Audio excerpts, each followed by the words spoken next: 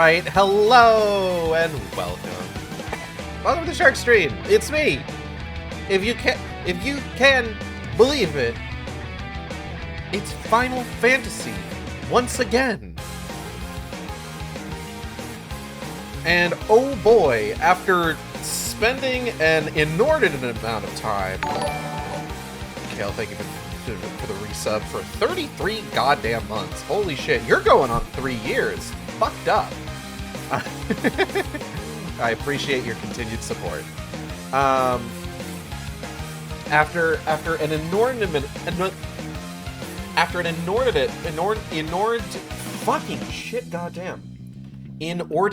amount of time faffing about with side content, it is time for us to continue the MSQ of Shadowbunnies. Now, last time, you may recall, we finished MSQ, but we didn't really, because it's patch time. An inordinate amount, or an inordamount. I don't think that's a real word. I think you just made that up. We finished MSQ, but we didn't, because it's patch time. Because we have stuff to do. There are things that must be taken care of. Last time I recall crying and then seeing Orianji's drowned corpse. Yeah, exactly. There are things that must be taken care of betwixt Shadowbunnies and Anwauko. And it's time to take care of those things. There's a few stuff. There's a few loose ends. You know, we got dudes who are out here like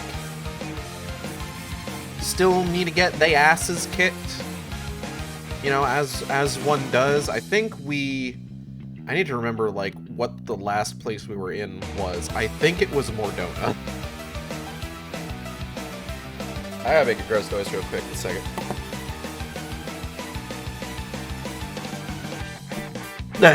All right, I'm good.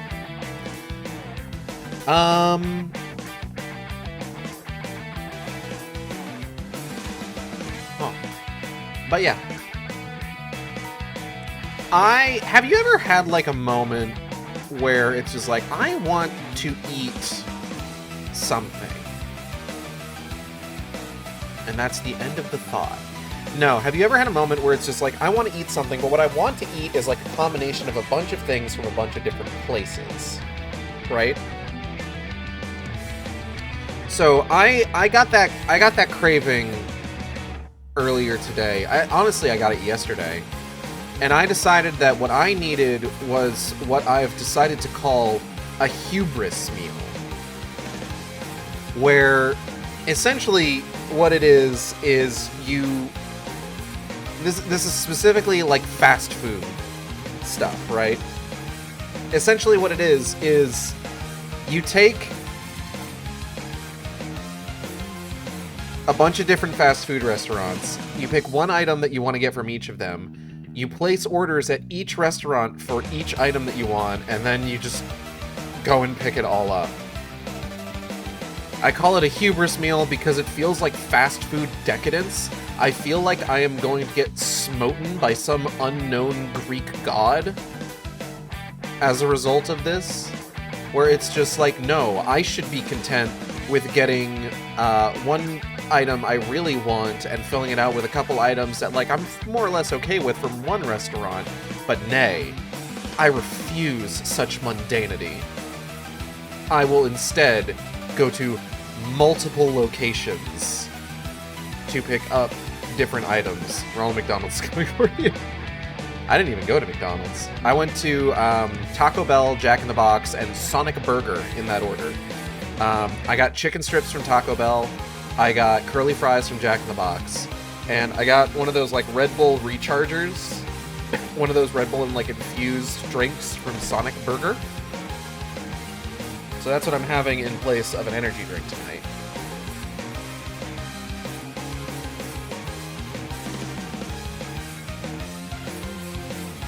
I've actually got one more chicken strip to finish. Oh.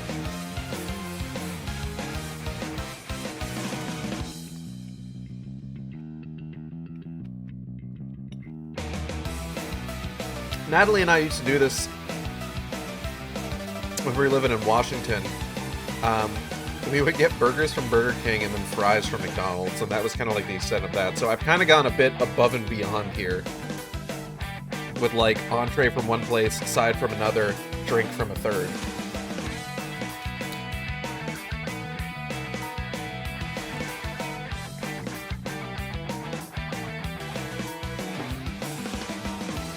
Anyway, enjoy your cold chicken strips? What? They're not cold. Why would they be cold?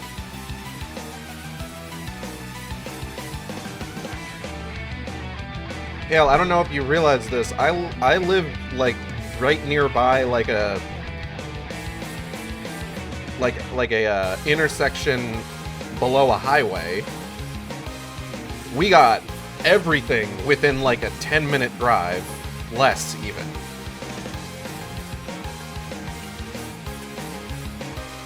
The chicken strips were still warm by the time I got home.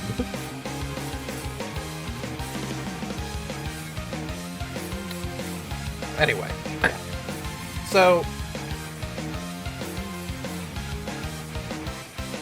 I don't know if you realize this, but doxes my living conditions. Hey, I didn't give much more information. Do you know how many intersections below highways there are in Texas? There's a lot.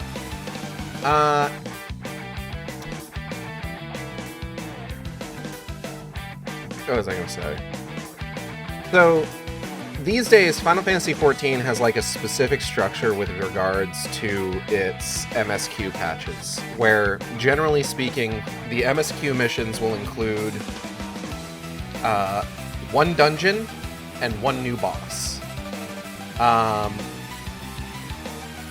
But that really only... And that also happened before as well, but like a lot of times, like especially... excuse me. In, like, you know, the earlier expansions, generally speaking, the dungeons and bosses weren't necessarily part of MSQ. Is there a Trial 5.1? What the fuck happens in 5.1? That's a good question. We're gonna find out.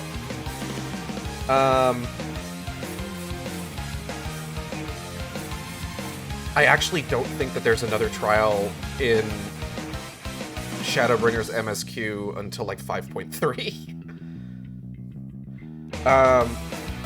Hold on. But this is mostly because Digitame O'Reilly is rating with a party of 10. Hello, everyone. We only just got here. Welcome, Raiders. My name's Gage.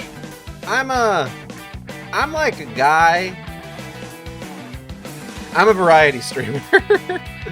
And you're popping in. You're popping in to my intro. We're playing some Final Fantasy XIV today. We're going to be checking out the Endwalker patches. Not Endwalker. That's the next one. Shadowbringers patches. Oh man, that completely threw me off. Hello, welcome everybody. Good to see you. I hope you enjoy your time here on the Shark Stream. But yes, so with other expansions and even I think A Realm Reborn, additional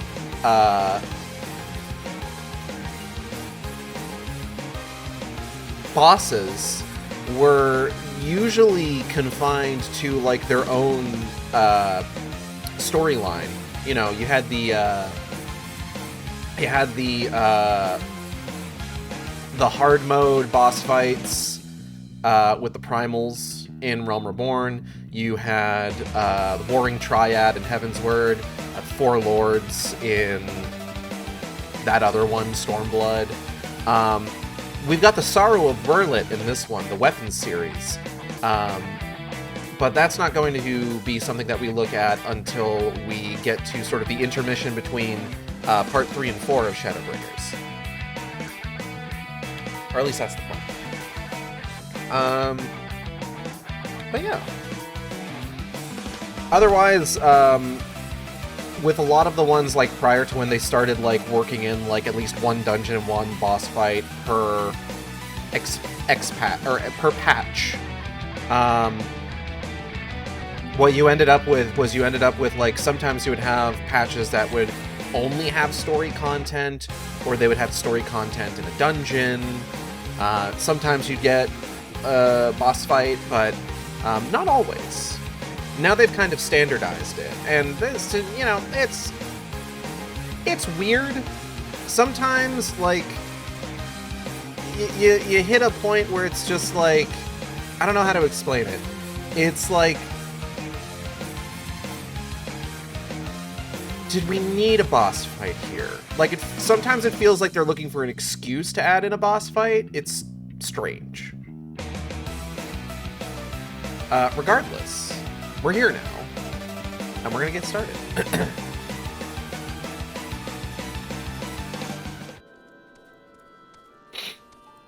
I sneef. Got the sneefles. Alright. Part 3. Shadowbringers. Deep within the city of Amaroth, the Ascian Emmet Selk is at last brought low. You return to the Crystarium victorious, the people celebrating beneath a blessedly clear sky. Though your comrades are not yet able to return to the source, they bid you cross the rift and relay word of your success to Tataru and the others.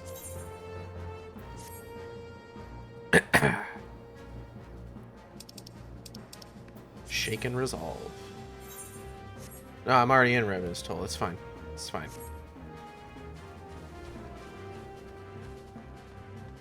Hi, Sophie. Hi, Radovan.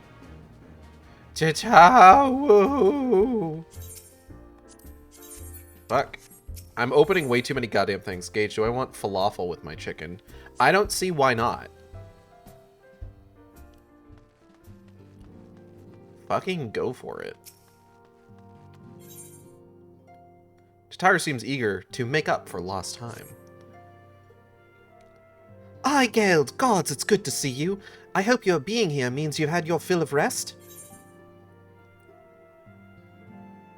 Not so much as 40 winks, truth be told. You're too selfless, that's your problem. But you'll be no good to anyone if you don't take a break every once in a while.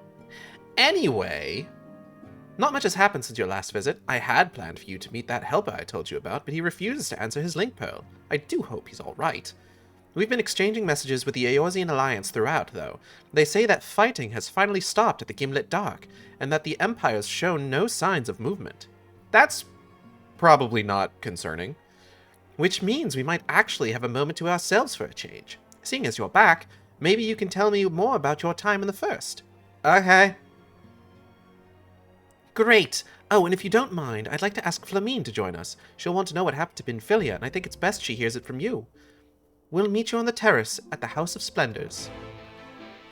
So I did jump the gun on doing the Tales from the Shadows missions with Flamine. This is where you advise her of like what happened to Minfilia.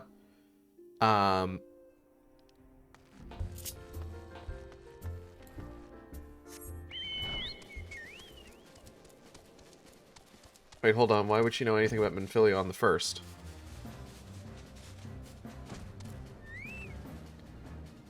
No, I mean, like, Minfilia. Or do you mean, why would Tataru know?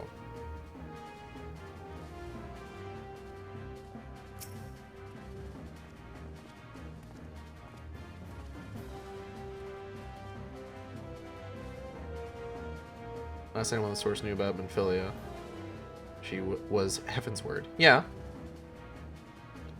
Listen, Tataru is very well informed. Why would Tataru mention Minfilia? You probably brought it up. You know? Who knows? Don't worry about it. I don't think I like that answer. Well, that's what you're getting. Aye, Geralt. My, it has been too long. Tataru did mention that I would be joining you, did she not? Yeah. Bunny. Thank you. Words cannot well express how I have longed to know more of the First. This world Minfilia has sacrificed so much to save. But come, rest your feet. Tataru should be arriving shortly.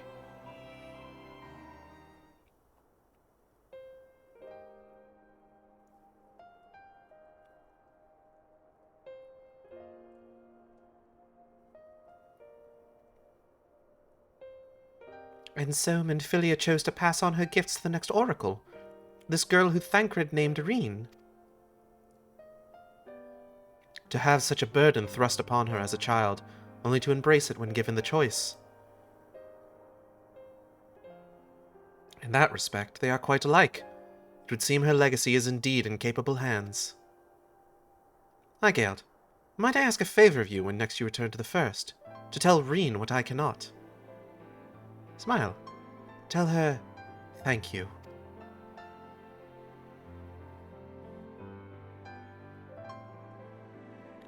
And I would offer thanks to you as well, for staying with her to the end. Begging your pardon, but could I have a word? Oh.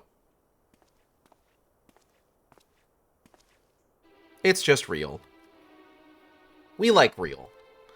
Riel! I hope you're here to tell me you've received word from our helper. I wish. Nay, I've not heard a peep out of him, and it's been a good long while now, too bloody long. On account of which, I'm going to sneak over the border and see if I can get a signal to him from closer up. Real, the story forgot about it. The story... Okay, hold on. The story gets preoccupied with other stuff, okay? We haven't actually been on the source for, like, a good bit now, okay? The story did not forget about Real.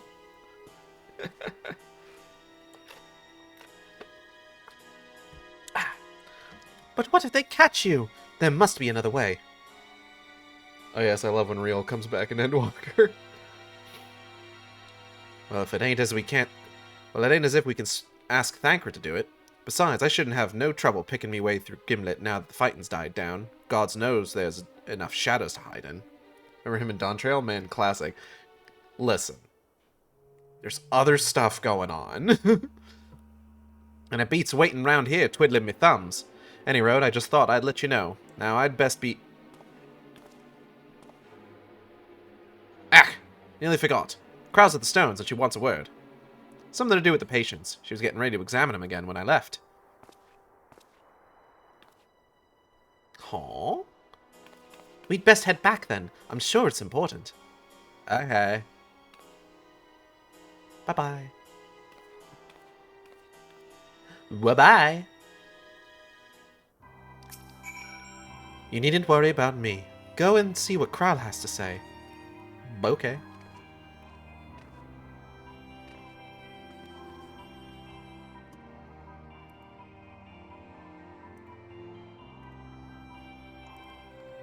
Click, click. Alright.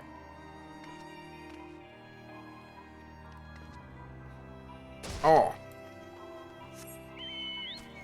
Woo! Boom. Enter the Rising Stones? I mean, yeah, probably. I don't see why not.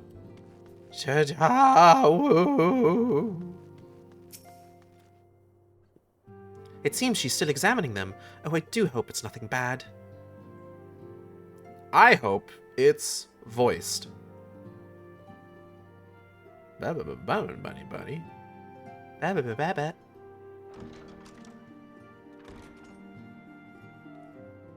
You're here. Good. Hey girl, hey! God, it's been so long since I got a voiced fucking cutscene.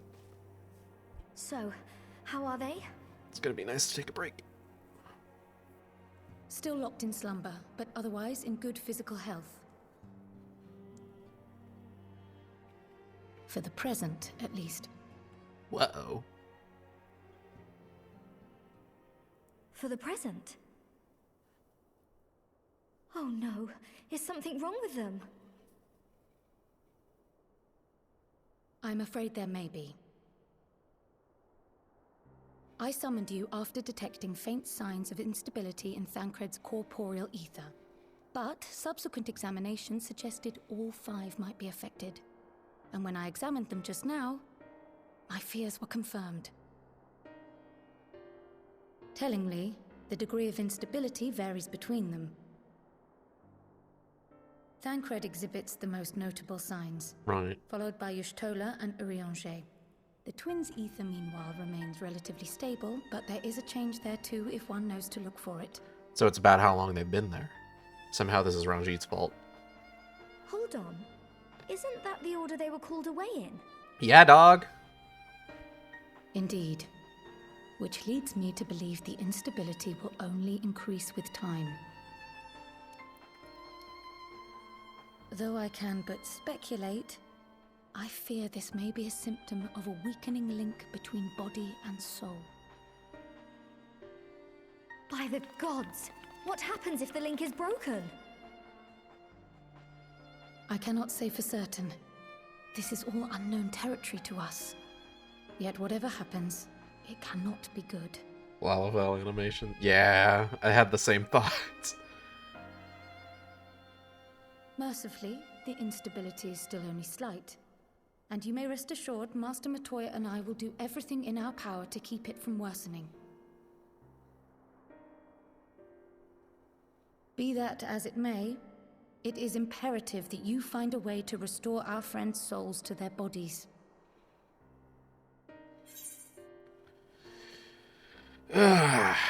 Leave it to me.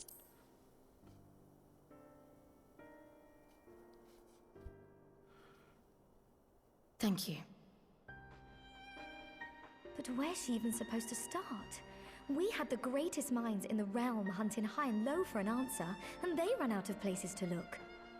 What if we ask greatest minds in another realm? You stated in your report that the Exarch had originally intended to reverse the summoning process by means of his own death, correct? True. Raha always was a reckless young fool, ready to die for the first righteous cause that came along. His plan might well have worked, but I, for one, am glad he never had the opportunity to see it through. Even if it does mean our friends must remain stranded a while longer. There is another way, I am sure of it. And the key lies with him, with the Exarch. Makes sense to Pray me. return to the first and apprise him and the others of the situation. We, meanwhile, will do what we can from here. And, if the fates are kind, we will have good news to share upon your return. Love when Graha gets roasted while he's off screen. It's very easy. True.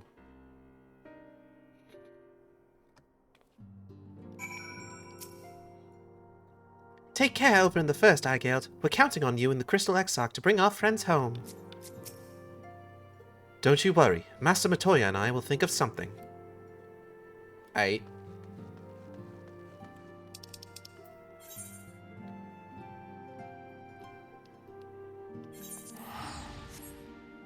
Just pop over the alternate universe real quick. Boy is eminently roastable. True. He got sexiest man of the year 2025. He's got some clout that he can survive a bit of roasting.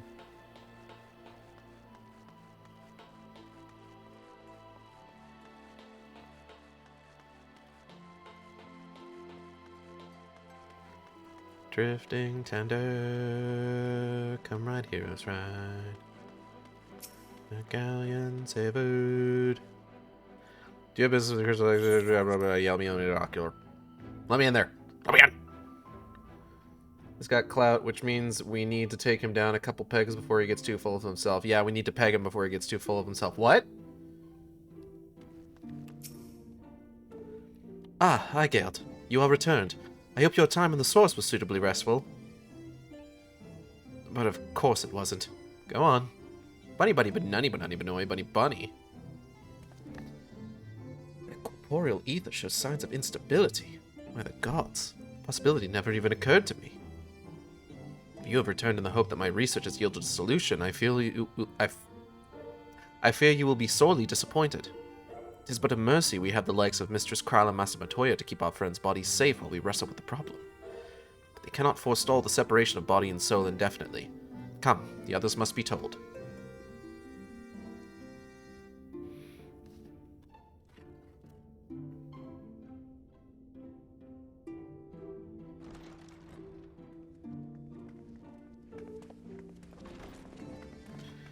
Hey guys! So bad news.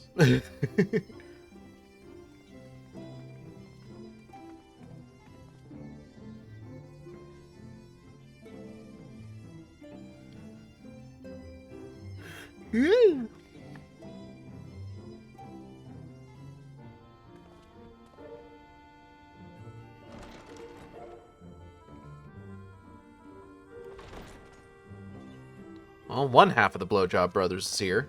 Pray excuse my late arrival. Will Thancred and Reen not be joining us? Nay, milady. With apologies to all, they beg leave to pursue their investigation of the empty to its conclusion. Should matters here demand their presence, however, they did assure me that they would make themselves available. We already helped them with that. Yes, of course. Then let us proceed.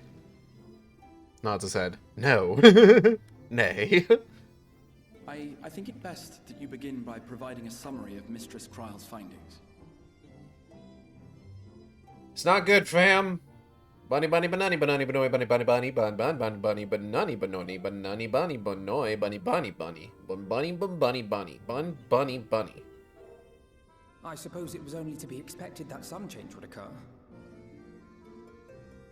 Yet our souls seem unaffected, to my eye at least. How long they will remain so is another question. Kryle is right. It is imperative we find a way to return to the source. Perhaps an explanation of the method by which I brought you here will yield some inspiration. Maybe. Ere I begin, it must be noted that I am by no means a gifted mage. In order to employ powerful magics, I must rely upon the Crystal Tower and its boundless reservoirs of energy. The magic that summoned you was no exception. 'Tis a singular spell, adapted through painstaking effort from the technique that transported me to the first. Uh-huh. To use an analogy, it works by cutting a hole in the fabric of reality. A hole tailored to the object of summoning, through which it and it alone may pass unscathed. Hole. Though I succeeded in creating said hole, Hole. I failed to latch onto my intended target. Instead of you, the spell found those close to you, and ended up summoning them in their incomplete state. Okay.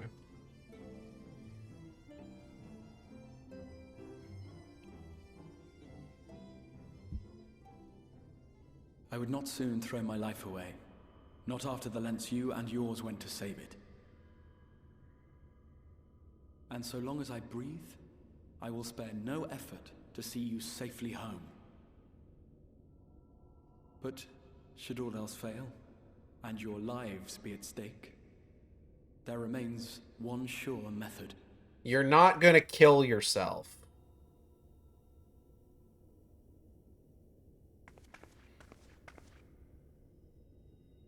Oh. What was that for? How can you even entertain such thoughts? You owe your life to the Warrior of Light, and you don't get to die unless she says so.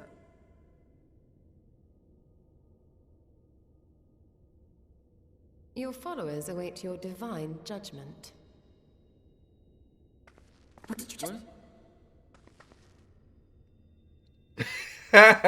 Called out.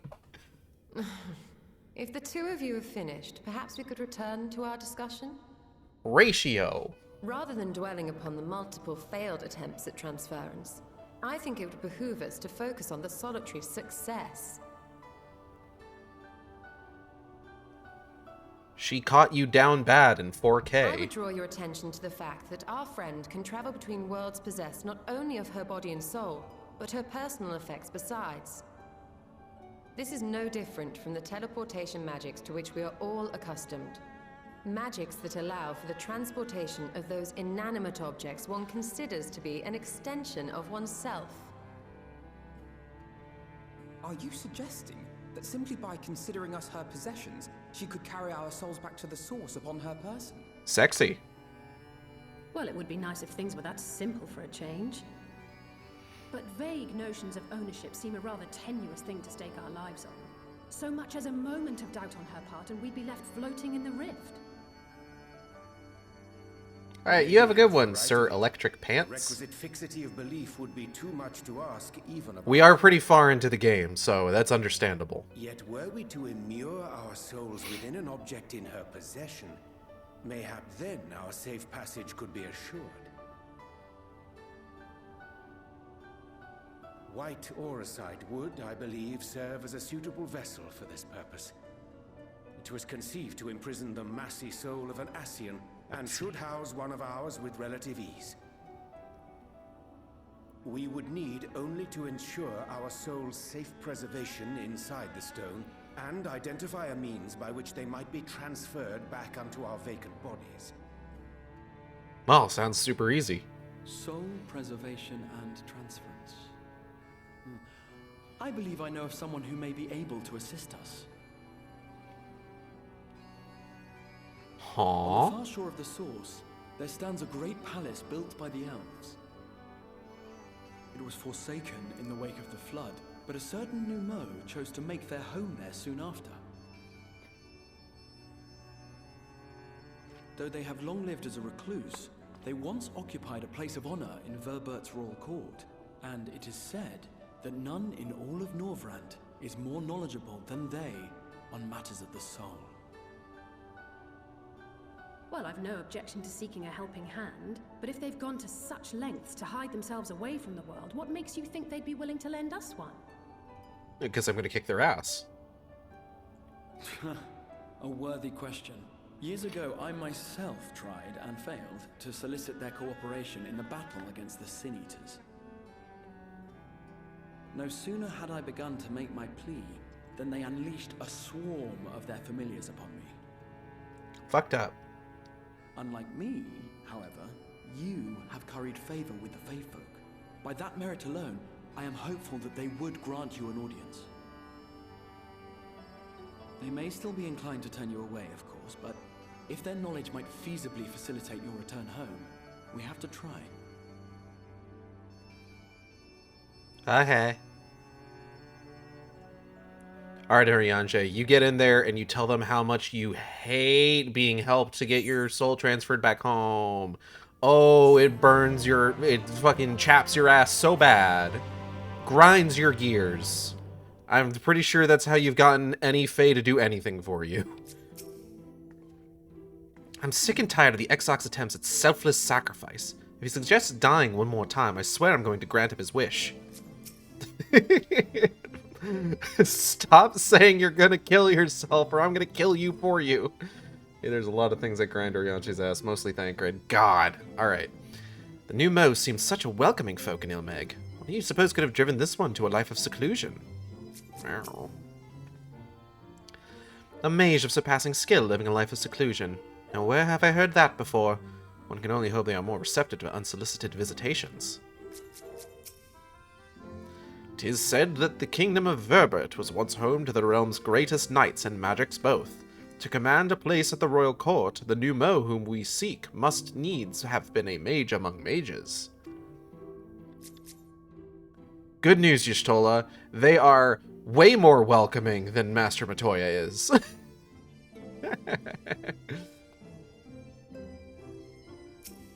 Alright. A grand adventure. Crystal Exarch would waste no time in seeking help for your stranded comrades. The Grand Cosmos, that is, the palace we seek, stands on the opposite shore of the source. I will arrange for a boat to carry us there. Whilst thou journeyest thither, I think it best that I devote mine energies to the creation of white auricite. By thy leave, of course. The process requireth no small amount of time, and should the new Mo consent to lend us their aid, we will have need of a suitable vessel ere long. Also, the Hermit Mage has some sick-ass armor. You should run this dungeon lots of times. That's pretty good armor. What's the armor set that's got, like, the hooves? There's an armor set with hooves, and I don't know which one it is. Agreed. And I would ask the rest of you to meet me in Sullen, and do be prepared for a warm reception. Warm reception is one way to put it. Okay. Pray join the others in Sullen. I shall turn my thoughts to the Orosite and apprise Thancred and Reen of our progress. Okay.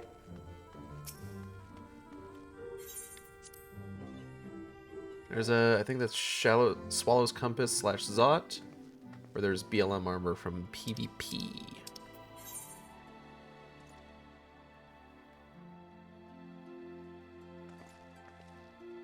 Oh.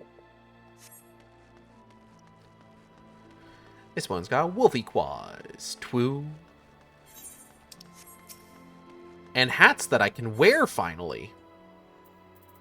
I'm so happy. I'm so happy I can wear hats. Ooh ah.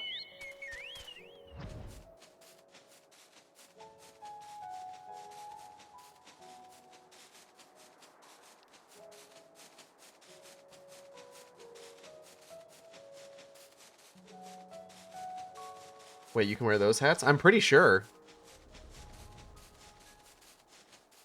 Listen, that update, like, it fucking made a lot of shit available.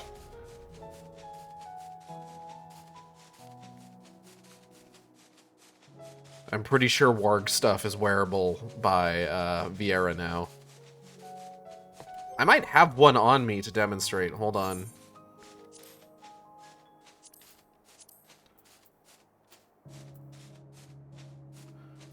Do I have any Warg stuff on me? It doesn't look like it, actually.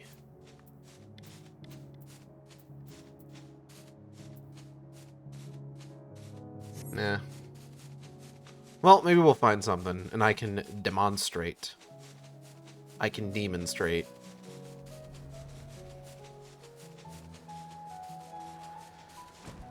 What's up, fuckers? The Exarch's set to prepare for a warm reception at the palace. Let's hope it's more cordial than his last visit. I was relieved to hear the Exarch intended to arrange for a boat to carry us across the lake. Not that I would be opposed to swimming, mind you. He said the palace is on the opposite shore, but I see nothing on the horizon save empty sky. Curious. I don't even see that, honestly. It's like Ebisu Gauka out there.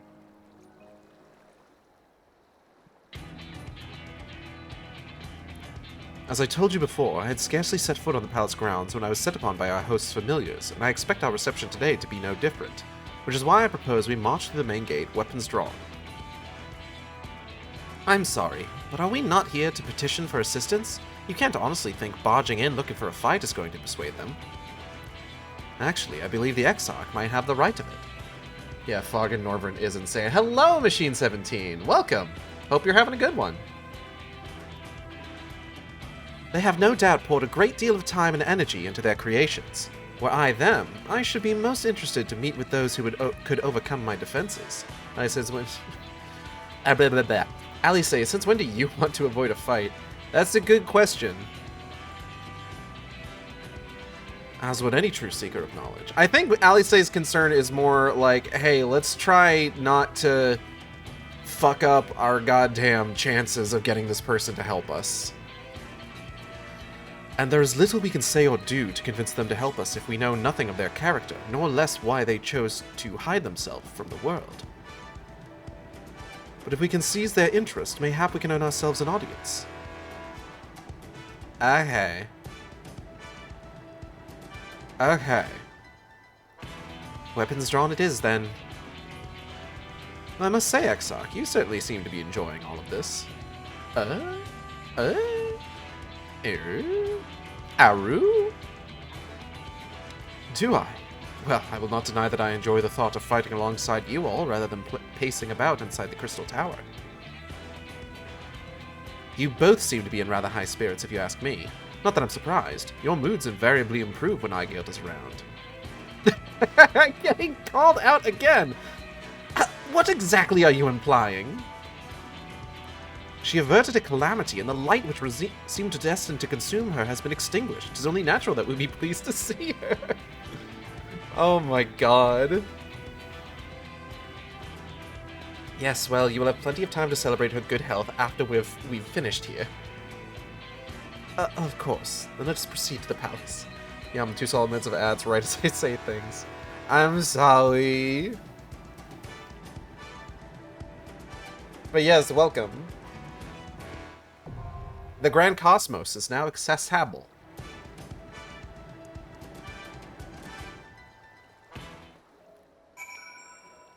Okay. Who else got stuff to say? Anyway, I should definitely log in so I can at least do my PvP. And Godspeed to you. Ah!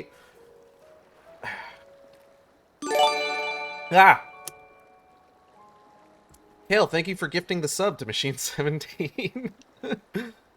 Make sure that you restart the stream so you don't keep getting ads.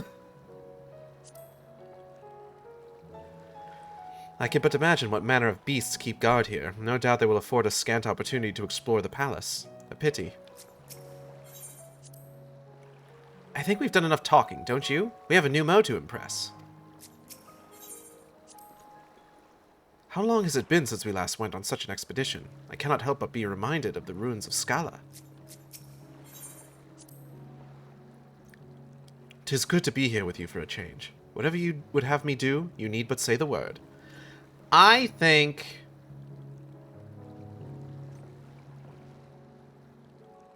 we need a non-magic healer, and we need a magic tank. That's all I'll say about that. I will not expound on that any further. It's a lot less wet than Scala. Why would you think that about... why would you think about Scala? You didn't tell me you had a beast in your home. I have several beasts. 3 of them, in fact.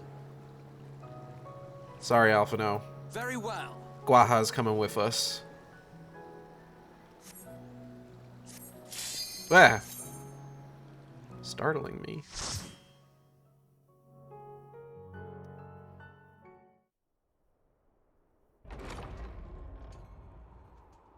Knock, knock, open up the door, it's real. Non-stop, pop, pop, etc., etc. Oh, you look fucked up. Jar Jar Binks ass alien from the beginning of MIB looking motherfucker. Sorry, Alphino. I mean, at least he's a diegetically competent healer right now. FF12 Mind Flayer model, really? Interesting.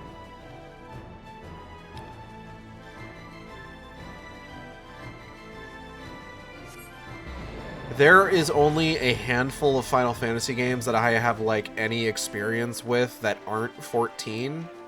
So a lot of the references are lost on me, unfortunately.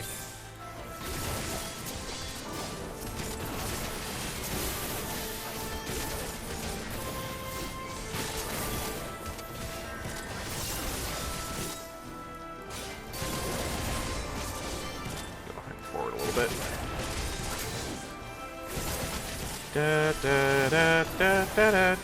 I did actually run this particular dungeon a lot some time ago, and I forget specifically why. I think I was gathering armor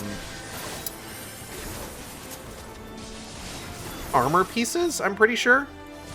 And the entire standalone numbers over the last 3 years to refresh my memory on where things have been coming from real well. It's been fun. That's neat.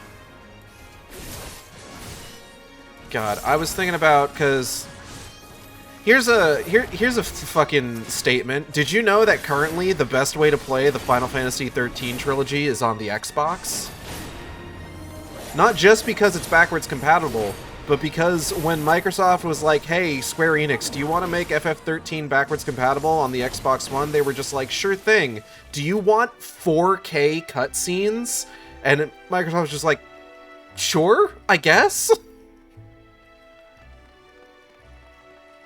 It's wild to think about, because, like, I remember when FF13 was announced to be coming to Xbox, people were pissed. Because Final Fantasy had always been seen primarily as, like, a Sony series. So, the new game going multi-plat was not received particularly well. We are unnaturally proud of how this game still looks, as you should be. Shit's beautiful. No kidding. This is where the war gear comes from. You were talking about it earlier. Yeah. I think I was going for war gear. I think... oh, I don't remember specifically what class I was looking to get it for. But I guess I was looking to get it. I don't know. I just remember, like, the events of this dungeon.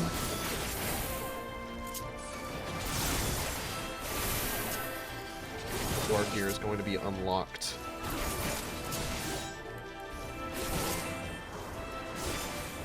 These are full unlock next month. True.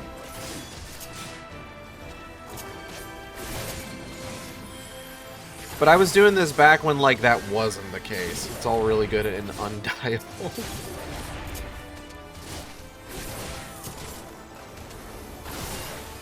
Everybody wants to be a wolf.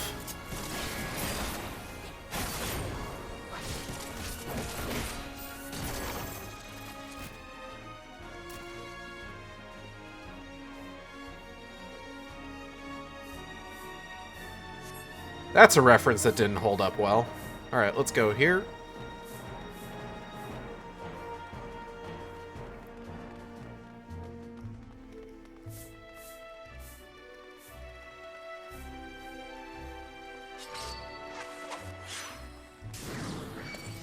Oh. Can't look at chat just yet.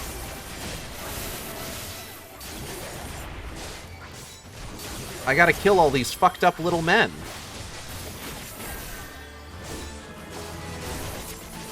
Woo! Don't do that. Who told you you could use AoEs? I certainly didn't make any implications.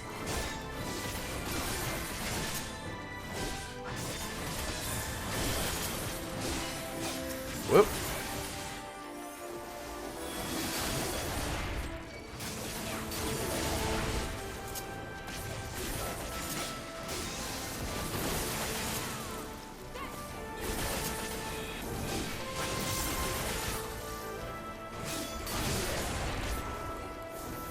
I've been doing my best to do a bit more writing, just kind of like on a daily basis to try and get myself just kind of like used to doing so. And so far it's been going pretty good. I've managed to do more writing just kind of like over the last couple days than I'd been like struggling with for a few weeks now. So I think I'm on like a good track to have the new Wicked game scene done by my birthday as I intended. So that'll be nice. Oh, I should read chat, hold on. Still need to find a good armor set for the Dragoon ARR helmet. It was supposed to be a Dark Knight type of gear, but they assigned it to Dragoon, and now I get to fully put it where it should have been. And it's so old it doesn't mesh with basically anything that is in its own set now. Such is life. Oopsie daisy.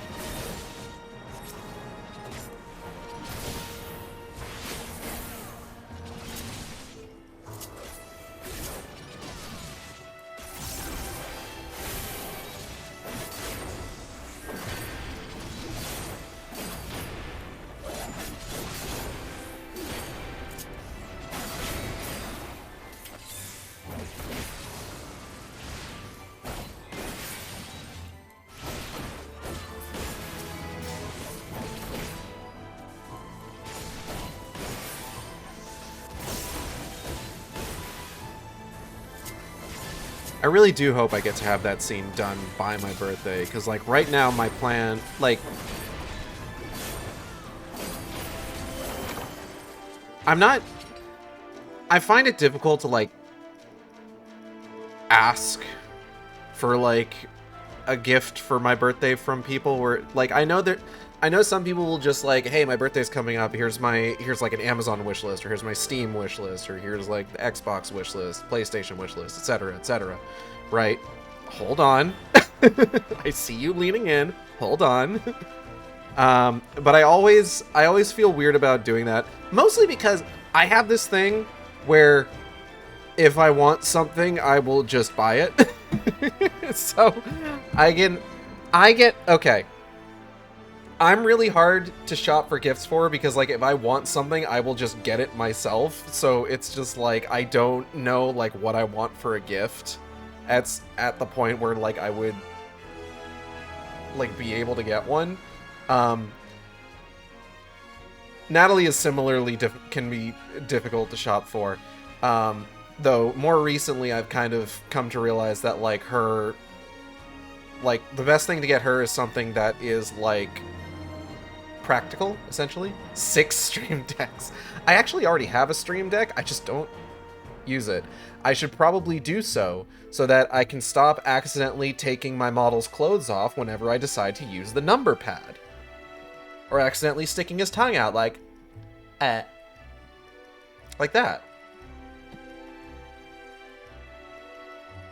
Is that right? Yeah, the bodysuit is bound to 1 on the number pad. So sometimes, like, Natalie will message me, like, asking, like, how much longer I'm going to be going for, just because she's curious. And, like, if I'm just like, oh yeah, I'm going to go for, like, about 15 more minutes, like, suddenly, like, my shirt will be gone. It's just like, god damn it. I keep forgetting is the problem. Thankfully, the key binding for pulling the model's dick out is considerably more difficult for me to accidentally hit. Let's continue to the boss fight.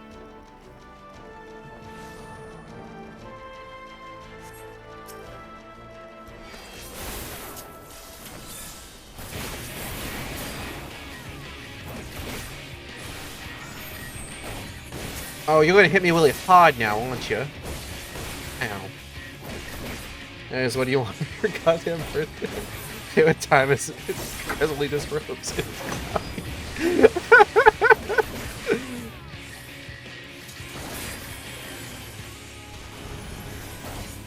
Oh, gunk.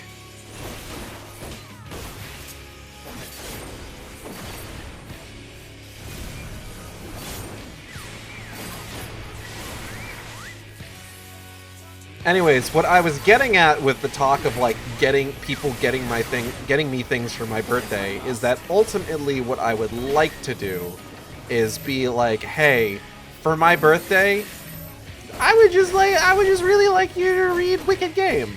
Cause, like, I've been working hard on Wicked Game. And it would be nice for people to read it.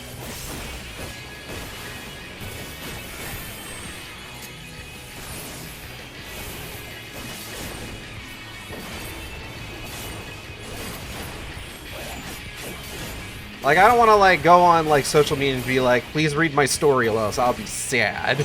Because that just feels weird. So, like, I try not to be weird about asking people to read it, if I can help it. And most of the time I can help it. Oh, shit. Blooms, fuck! No, my Vuln stacks. Oh, fuck. If I must. I got cleaned.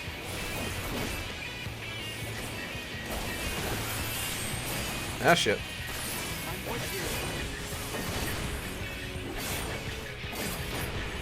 If I must.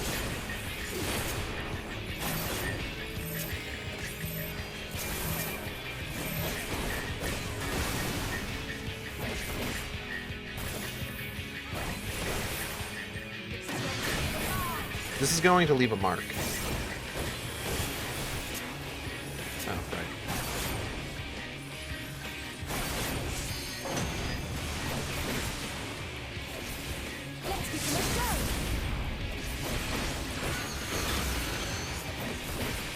Alright, Alice. Now drop a train on him.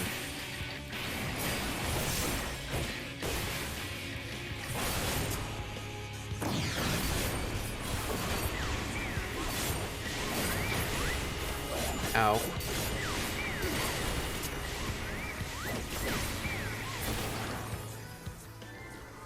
Deciduous Laguna voice. Now it's a party. I don't know what Deciduous Laguna sounds like. I'm really sorry. Hold on.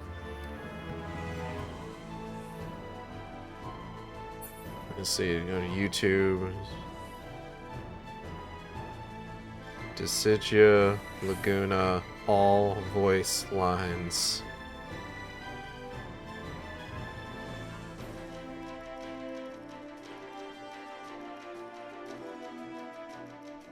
Deciduous Ultimate Dialogue Compilation Laguna. Alright, hold on. Hey now, don't scowl so much. Let's have some fun. Alright? Fuck you. I see. My leg's not... Okay. Stand firm. Have you thought this Yeah. through? Yeah. Well, time for me to start my run. Okay. Alright. Feeling good. Alright. No problem. I'll deal with this. Sure thing. Just sit back and watch how a real man fights. Okay. This video is 4 minutes long. I'm gonna keep going.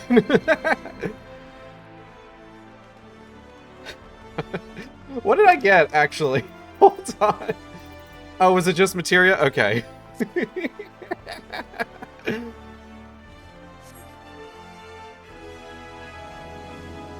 The bit is only funny for so long. Ah, shit, pigs! The cops are here.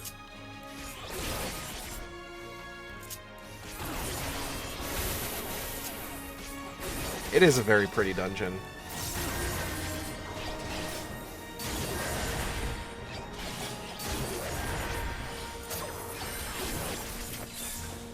Ah, I double mitigated. Damn it.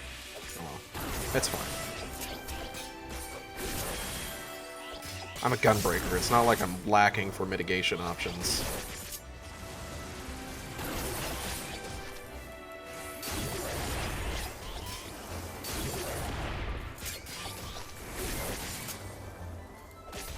I always say bacon time. No, bacon time is later.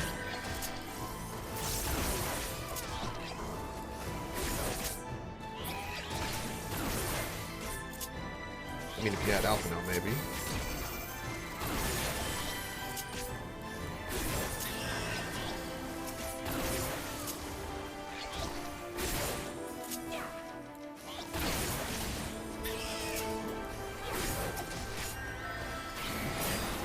Oh no, Angelo's the only pig with rights. That kid just can't handle his double pulls. True. Warg Bracelet of Fending. Unless it drops LB ACAP. All porksies are bastards. Anyway. Ain't this the chick from Bayonetta 2? No, I'm kidding. It's an enemy from, Ilmeg.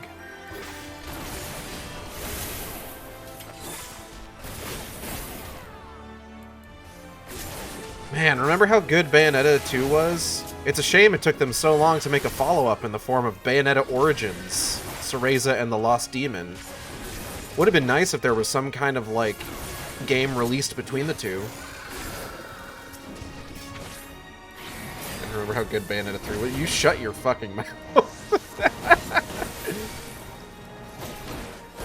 Remember Frog? Frog was good. We love and appreciate Frog in this house.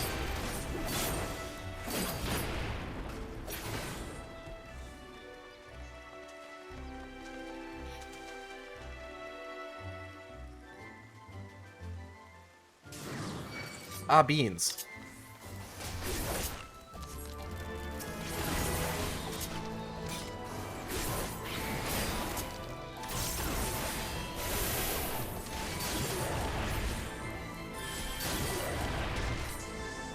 Probably.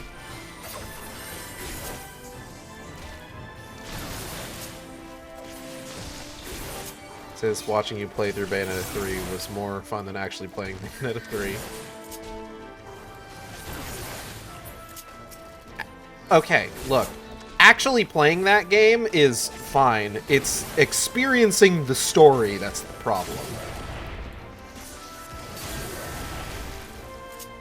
God, Bayonetta Origins is really good, though.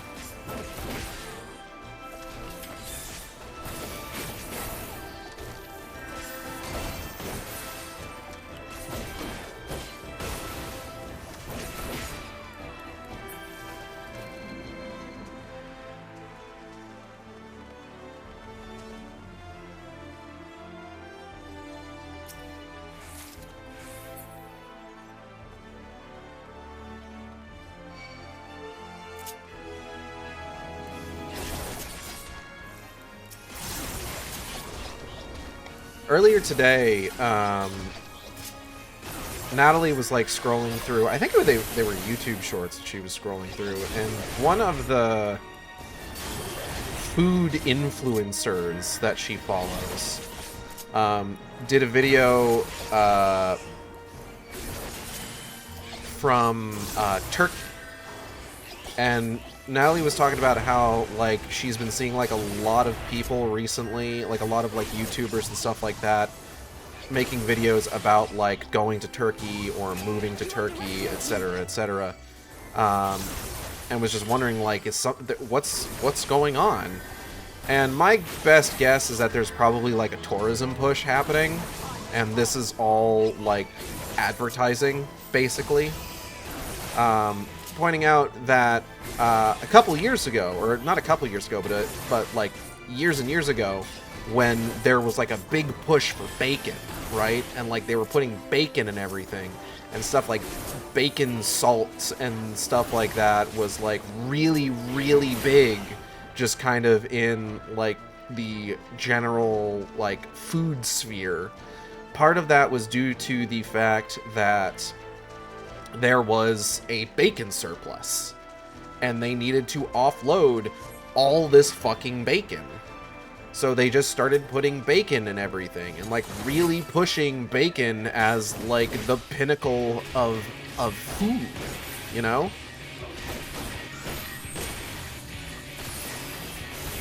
That's real. That happened. Like, if it ever seems that, like, a particular, like, food item ever becomes, like, super popular, or, like, it starts getting, like, put in everything, chances are there's a surplus that they're looking to offload. Oh, shit. Oh, okay. I specifically have to take this one. Got it. Let me just, there we go.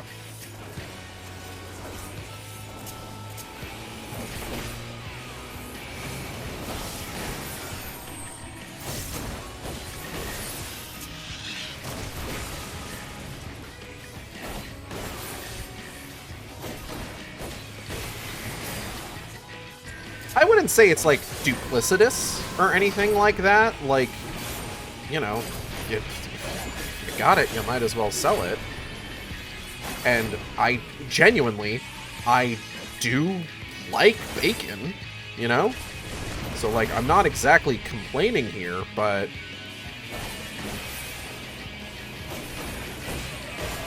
it is just something to consider when you're seeing stuff like that. It's influencer speak.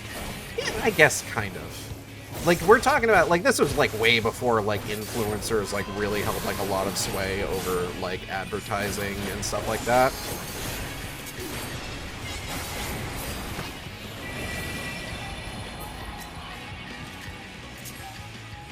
Put you right here.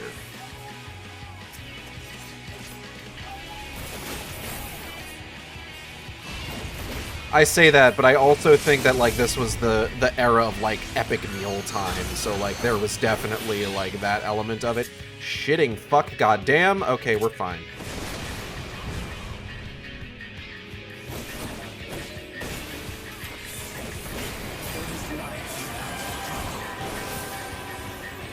Healer, heal thyself.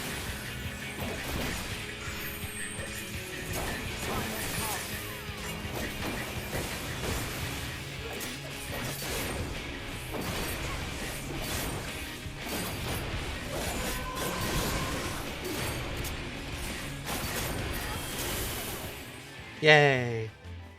At least I know you can fit 2 players in the melee safe space. Stop standing in the center. Nah, it's fine. Ooh, okay.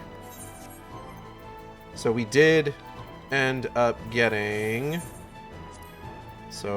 one of these bad boys, so I can demonstrate. Ta-da! Bunny can wear wolf face now. Girl, you look great.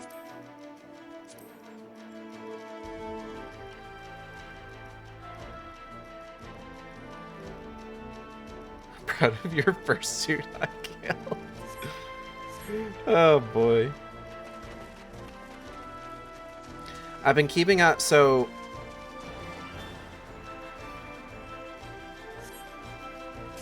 something that I've been kind of keeping up with is there is this indie animated series that started up recently, somewhat recently, just within, like, I don't know exactly when it started. I need to look when the original upload of it went up. But it's based on an Indonesian furry webcomic. I'm not 100% certain if this is how you pronounce it, but it's Mau Makan Apa? And they've started making a animated version of it. I believe the Indonesian dub of it is up to episode 3, and the English dub of it is up to episode 2 now. That just released, like, I think earlier today. Very cool, very stylish. I read through the webcomic over the just this last week because I was, like, super interested after seeing, like, the first episode.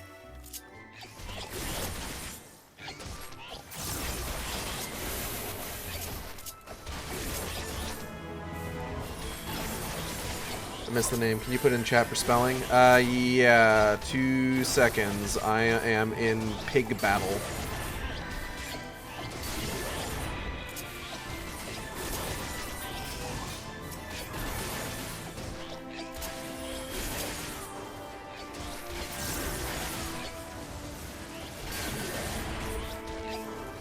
Pig battle. Battle of pigs. Yeah.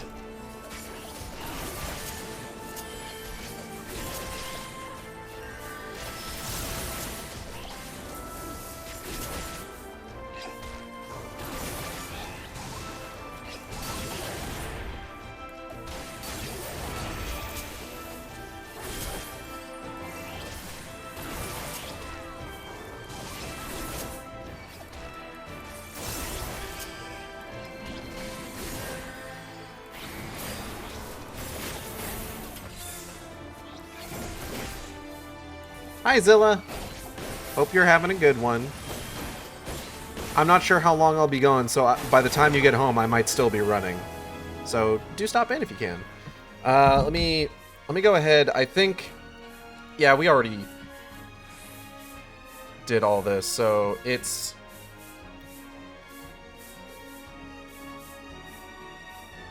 there we go. Mau Makan Apa is what the name of it is.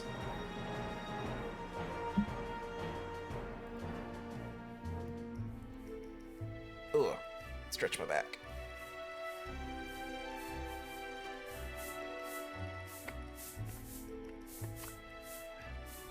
I will say, I did really like the webcomic. I found it a bit difficult to follow the events. There's a lot of, like...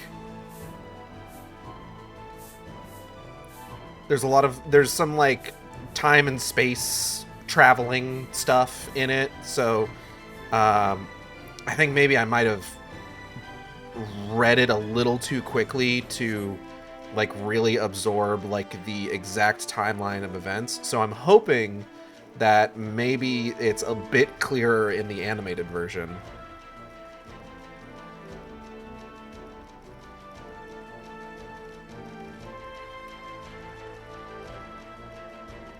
Knights Immortal, here, heed my call. Ah, fuck!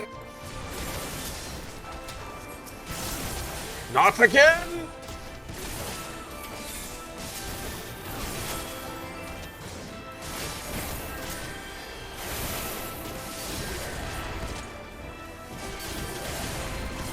The spells all rhyme.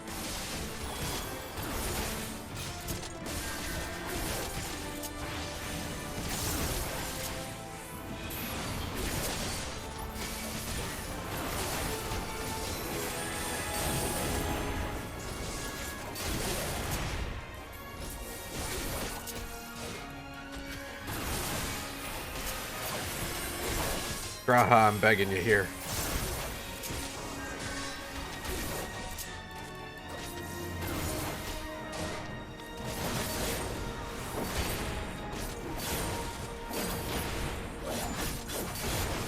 I'm even keeping up with my fucking mitigation. Please keep me alive. Motherfucker named Javeth. Ah, shit.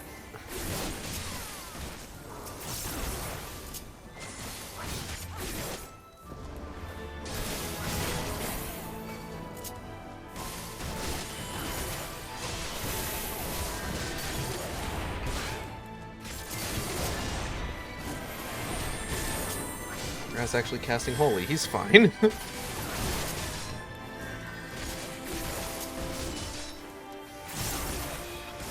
Though he's using fucking Cure 1 of me. Bros really be named Finnebert.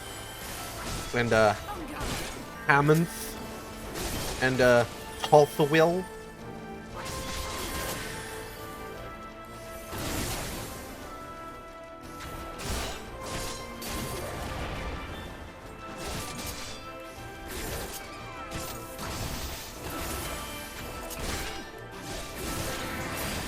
Oh, we're down to 2. I can use single target attacks. Oh, fuck!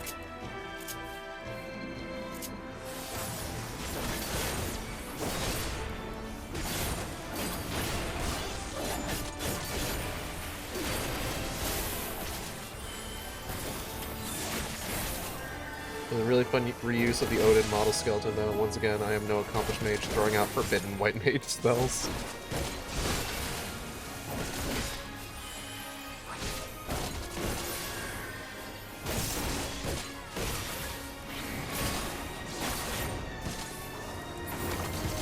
Hold on, he's still using, like, arrow and stone. Oh, am I stuck? Hold up.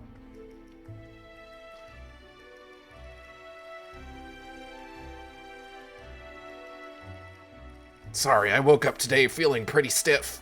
Anyway. Oh, wow, it really is just kind of... Hello? There we go.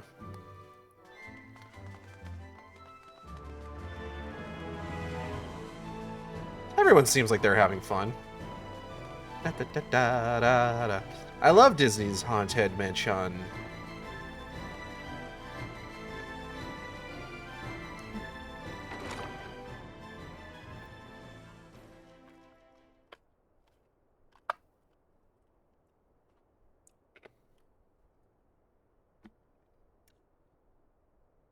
Lugus. What the fuck is a Lugus?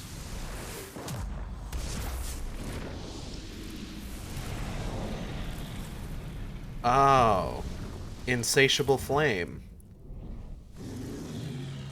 This is all because you motherfuckers said that we were gonna get a warm reception. I love that the final incantation doesn't even rhyme, they're just pissed at you. Yeah, it's fun when the trust sort of semi-adhere to lore where the big forbidden bullshit is still yours, but then occasionally you just told to bust out the boil yourself from inside out spell. Oh boy.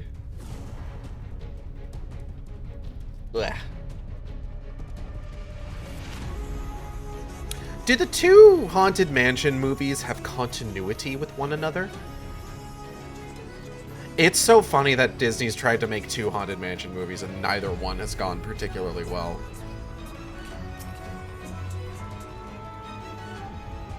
Why does all the furniture have targetable names? Surely this doesn't mean anything for the fight that's about to commence.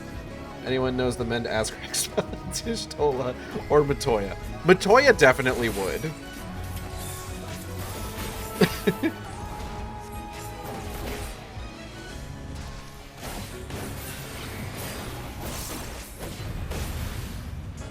Ooh.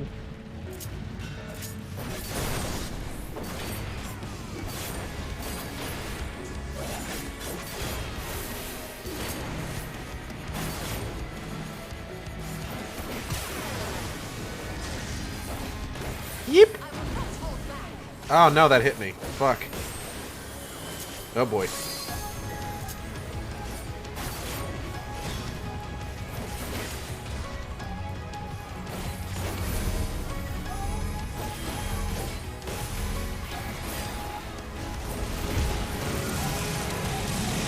Yikes!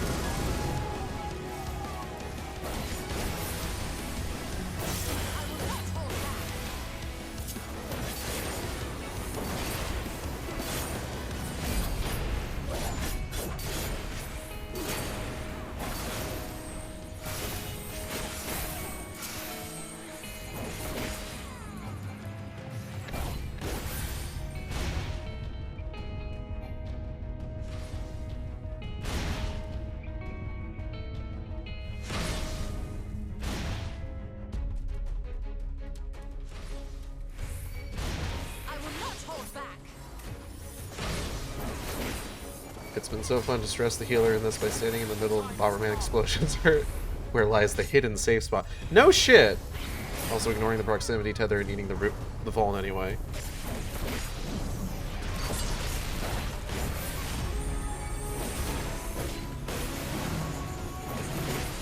Ah, Cristal Chantelare.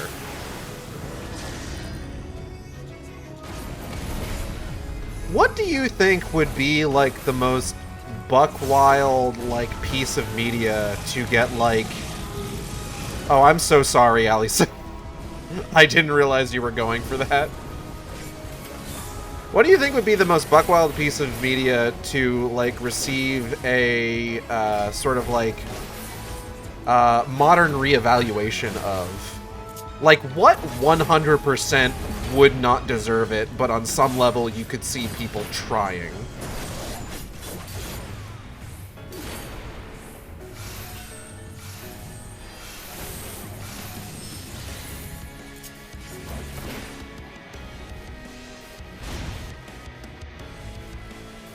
Well, you should trust actually adapt to this if you get there first. It's amazing. Yeah, thankfully.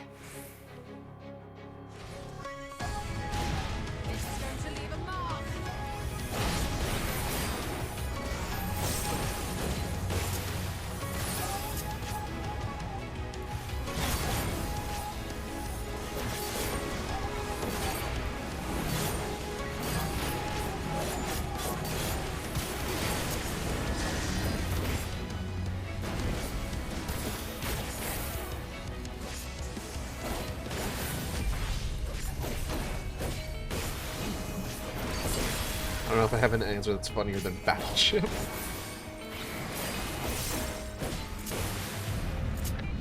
The way that I usually think about this is that, like, I feel like it's more likely to happen to, like, animated movies. Just because, like, animated movies tend to have, like... It really just kind of comes down to, like, you need enough people who are, like, nostalgic for the thing and are thus willing to go to bat for it.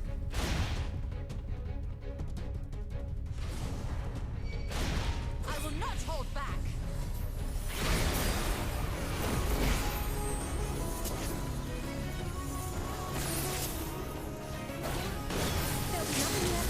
Biker Mice from Mars, live it.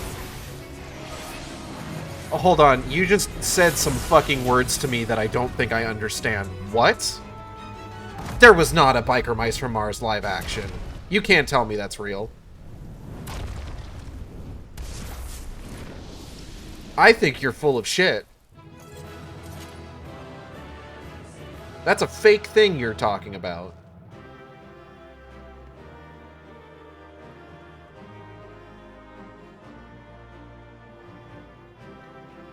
Said to name something that would be... What? I mean something that exists. Like... Can you imagine, like, modern reevaluation of, like, people going, like, hey, actually, Rover Dangerfield was good. Like, that sort of thing. Or just, like, I feel like people were tragically unfair to Rockadoodle. Or some shit like that, you know? I misheard the question. No. I'm talking about, like, things that actually exist. And, like, because, like, this sort of thing happens every so often where it's just, like, you have people who are just like, I don't understand why people hated this. It's actually really good. They just didn't get it, man. And it's just like, no, this actually isn't really that good. And it's fine. It's fine that it's not good. Chicken Run. I feel like people are, like, generally pretty positive on Chicken Run, just kind of in general, though. I really like Chicken Run. Or maybe I'm doing it. Maybe I am rewriting history. I don't know. I think back to that post that I saw about, like, someone posted a GIF of the werewolf, of the Hugh Jackman werewolf from Van Helsing, and I saw people just, like, being, you already go to bat for the Resident Evil movie. Not all of them. The only one I would say that I go to bat for that doesn't deserve it is Vendetta. But someone posted a GIF of the Van Helsing werewolf from Van Helsing, and saying just like, why did this movie from 2004 have better CG than movies of today? It's just like, it did not have better CG than movies from today. Shut your fucking mouth first and foremost. I don't care how much. Listen, I love Van Helsing 2004. Okay, I love that movie. I have so much fun with that movie. The CG doesn't look great. Like, it looks fine. But I'm not about to say that, like, the CG of today looks worse than a movie from 2004.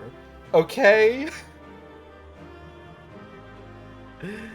I wanted to fuck the werewolf Hugh Jack. I mean, yeah, who doesn't?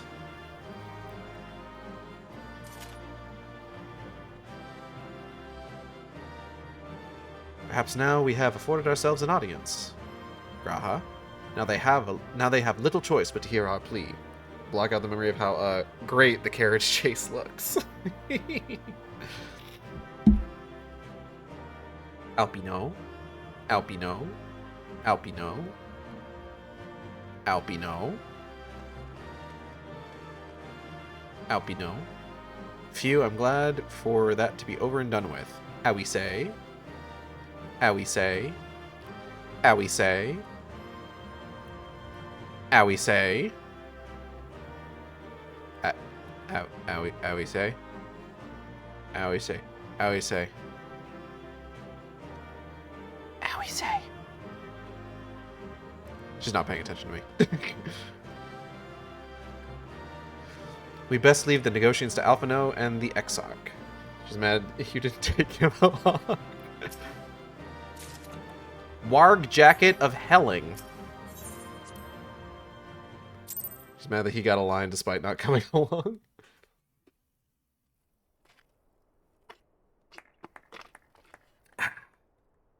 Doink. That was my fiercest familiar. Oh, thank God it's voiced. Oh, impressive.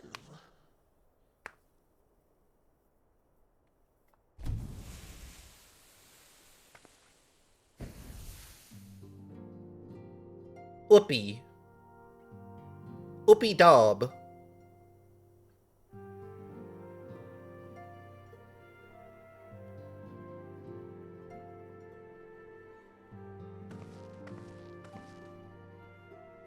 Backlog, 'tis good to see you again after all these years. I forgot this was Backlog. And judging by your vigorous greeting, I dare say the feeling is mutual.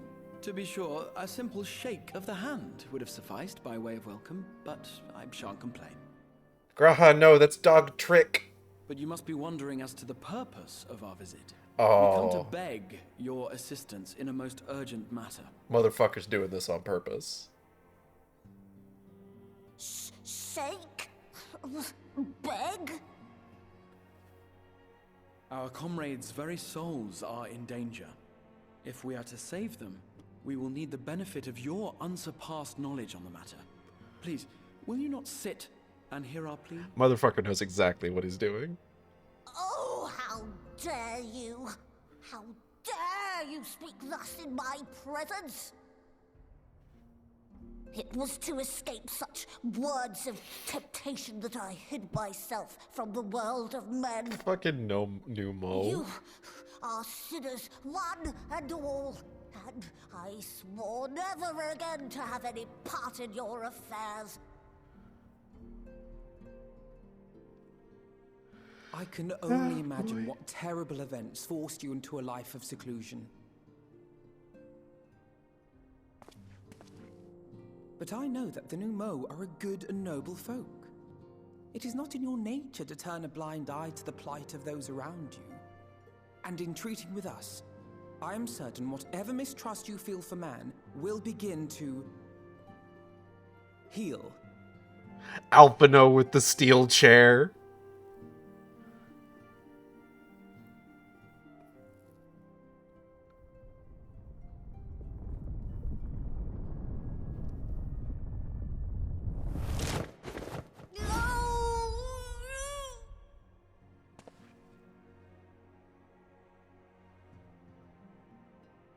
if you will not be satisfied. It's so fucking funny. Suppose I could listen. After all, there's no harm in just... No, I mustn't. Not again. Quick, does anybody know any dog tricks that they can work into puns? Court mages seem to have the best of intentions too, and countless innocents died for my naivety. Oh, we saw that happen.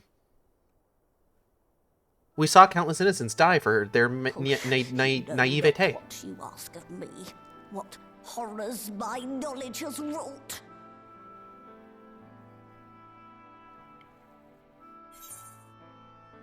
You mean the magical plague of Verbert?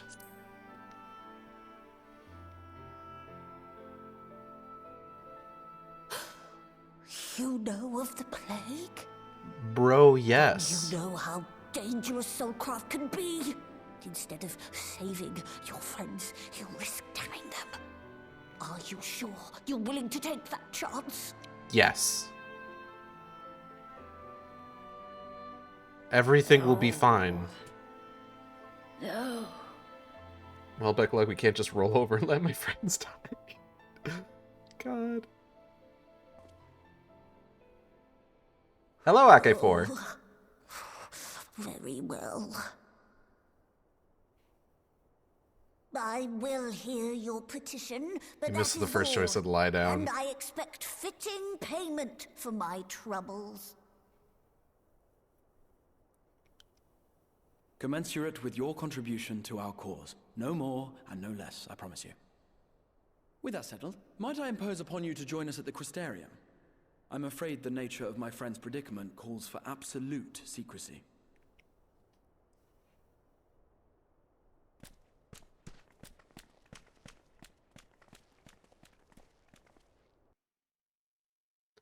I like using the options that it's just like you can only have gotten this option if you like did a specific side quest chain.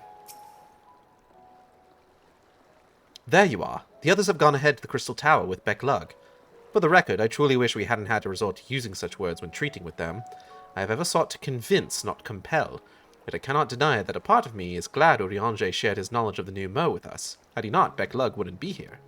Speaking of whom, we should hurry. To keep our guest waiting would only add insult to injury.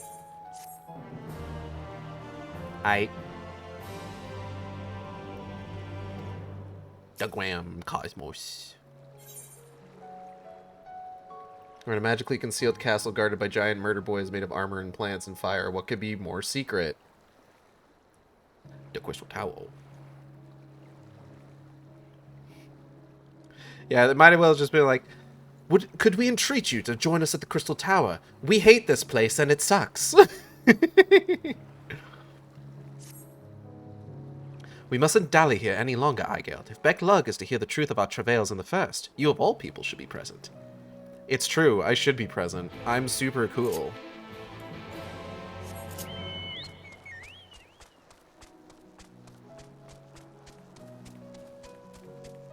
Wait, what the fuck am I doing?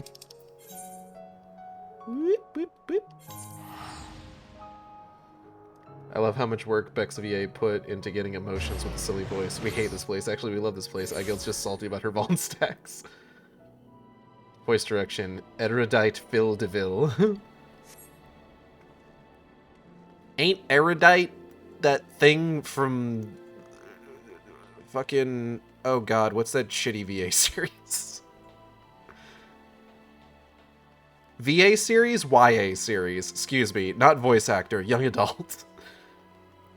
Young adult. No, but what's it called again? I've seen all the movies. I don't know why I'm having trouble thinking about it. Divergent! Oh, that movie sucks. Oh boy. Now I'm thinking about Divergent. I should not be thinking about Divergent.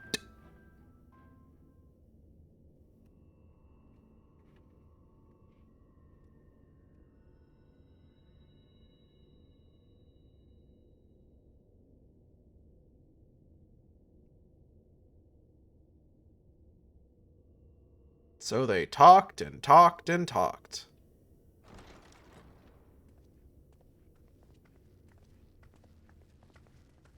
Sup, fuckers? Are you voiced? I'm Cool. sorry. You mean to tell me not only that the return of night was your doing, Yeah, it was me. but that you hail from another world as well? This is also true. Everything we told you, of the source, the shards, the 7 Yeah, unborn kind of a big calamities, deal. all of it is true. I realize how fantastical it sounds, and I would not blame you for doubting our testimony. Doink. But given your expertise, you must surely have noted the peculiar nature of their souls.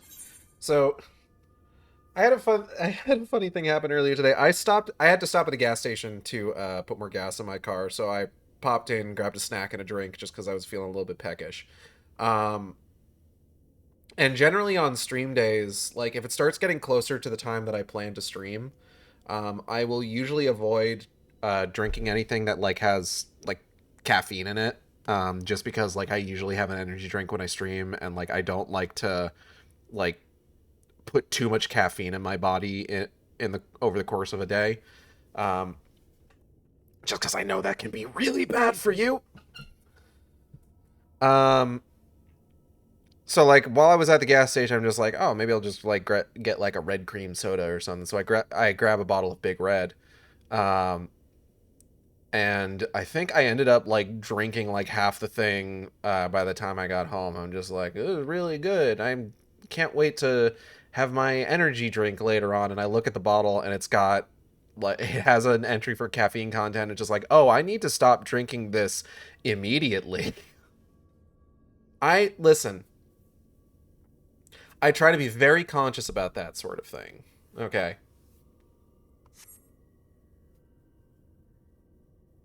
Any other time and I would have dismissed your stories as balderdash and flummery. But upon closer inspection, 'tis plain their souls are far denser than is normal, and that they do not possess true bodies. Save you. Your body is your own. Yep. And your soul is the densest of them all. Yeah, I might have absorbed a ghost earlier. It was a whole thing. As I said before, were it not for their heroism, the skies over Norvrant would still be awash with light, the realm yet at the mercy of Vorthri and the Sin Eaters.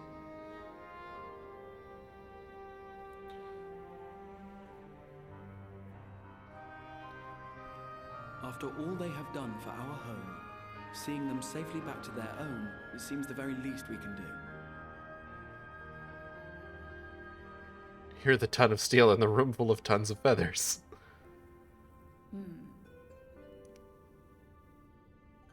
Because steel is heavier than feathers. Your They're both a tale kilogram. is intriguing. Yes, very intriguing indeed. Simply to hear it is fitting payment in itself.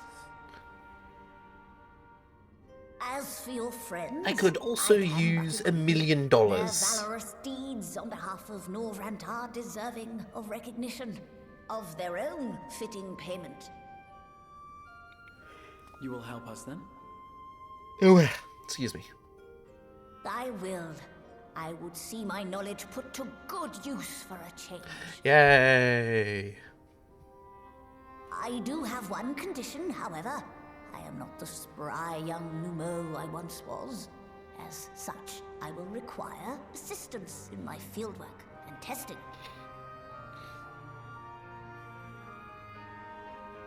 It would be our pleasure. We'll be laboring for our own benefit after all. Yo, if you need any, like, firewood gathered, Alphino is your boy.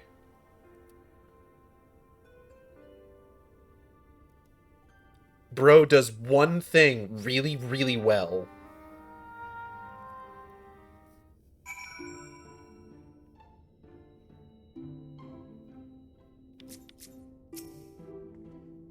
I sometimes forget we're not truly here in the first. It'll be good to be whole again. Beck Lug has a fine eye.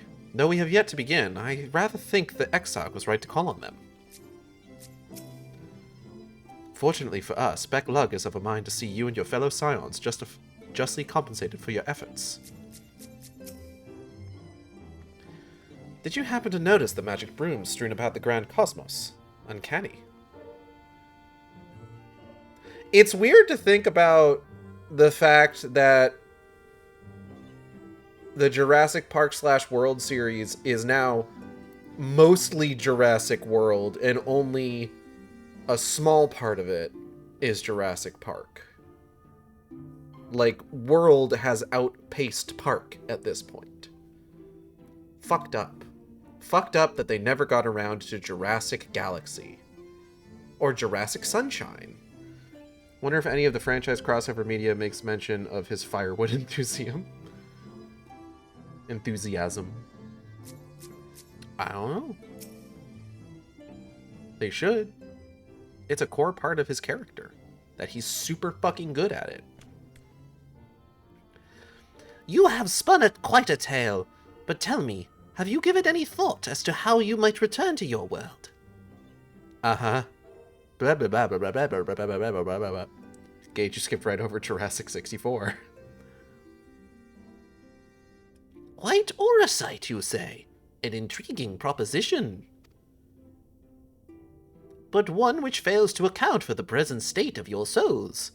They have become highly charged, likely as a consequence of having maintained tangible forms for so long. In such an energetic, unstable state, there is no telling what may happen to their souls within the Orosite. They could very well become immutable to transference, never to be restored to their bodies. Then, would it be possible to force our souls into a state of dormancy prior to transference? In theory, yes, but the soul is not a candle to be snuffed out and then relit on a whim. Well, that sounds ominous. What exactly would rendering our souls dormant entail? In order to maintain a corporeal form, your souls constantly draw ether from your surroundings. This process must be halted, and the resulting surfeit of ether removed. Your minds would ultimately be separated from these faux bodies of yours, rendering you incapable of interacting with the world around you. A cruel fate under normal circumstances, but one which will be rectified upon your return home. Leaving lifeless husks, like those poor souls at the inn at Journey's Head, corrupted by the Sin Eaters, their ether made stagnant by the light. Corrupted? Stagnant? Might I see these unfortunate individuals? Why? Do you think you might be able to help them? I might, or I might not, but I shan't know for sure until I have seen their condition firsthand. Then I would be glad to take you to them, on the understanding that you won't do anything which might increase their suffering. It was my faith in man I lost, not my compassion. Well, I see no need for all of us to accompany you. While you escort our guests to the inn, I will assist Urianger in creating the requisite Orosite. I believe my talents would be better applied to that endeavor as well. Might I leave the three of you to assist Beck Lug as necessary? Okay. Let us make for Amarang, then. Okay. Okay. I don't know, it was just weird to see, like, oh yeah, they're working on Jurassic World 5, and it's just like... There are 5 Jurassic World movies that were born of 3 Jurassic Park movies. I hope Jonathan Bailey comes back for Jurassic World 5. He was, like, the only good part of Rebirth. One of my favorite Alice traits is how often she shifts the focus onto the side NPCs, people you impact along the way. Urianger is more than capable of creating the Orosite on his own, but if aught should go awry, I would be on hand to assist him. It pains me that there are those who yet suffer despite our victory over the light. We must hope a way can be found to help both them and our friends.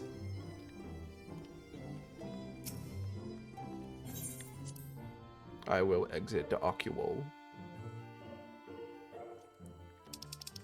The Docile Gate.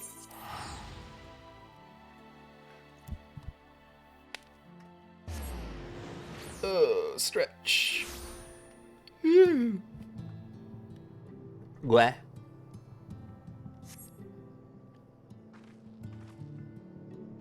Oh. Yo, it's my boy Halric. What's up, kid? Mumble. Dog, you said it. Alright. Beck Lug told me they wished to meet the worst afflicted. Halric... There are times when I swear there's something he wants to tell me. If only he could form the words. Having broken Light's stranglehold on the first, I would like to believe they will one day recover. Yet I fear that day may not come soon. Might come sooner than you think.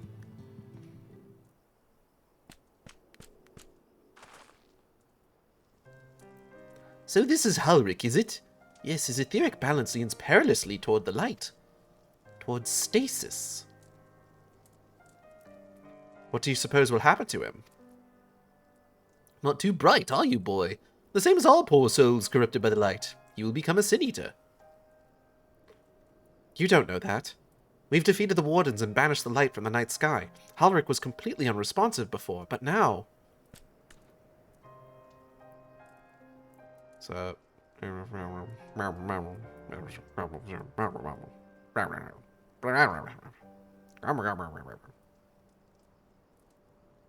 Whatever that means.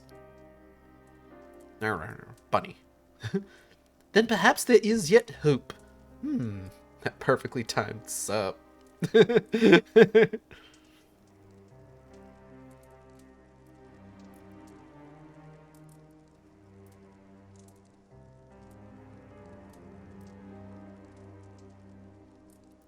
Sorry, I started looking at my phone. Give me a moment. Okay. If I may, there is a treatment I wish to administer to the patients. What sort of treatment? Ow! Excuse me. Choked on my own spit. In the course of my studies of the soul, I once created a tonic which could temporarily stimulate the ether in one's body. After some refinement, it came to be used by the Knights of Verbert. They called it Red Bull. Then for far darker purposes. Lest it fall into the wrong hands, I swore never again to make it. For their sakes, I will break that oath. It is not like to reverse the stagnation, mind you, but it should offer some measure of relief. Okay.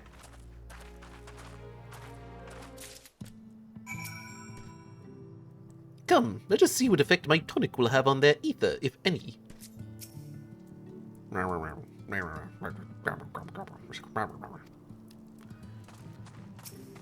Totten, how's it hanging? Like a horse, I hope. No reaction. Totten stares blankly at you. It would seem the tonic has had no effect. Ponnell.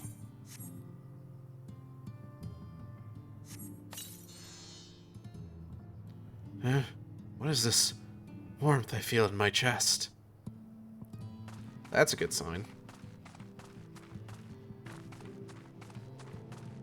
Boing.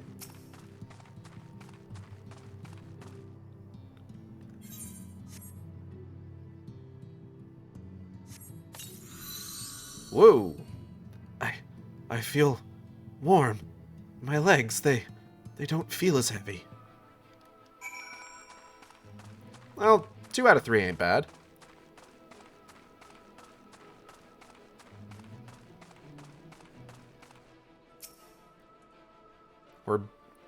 Okay, Becklug, we're batting the neighbor of the beast.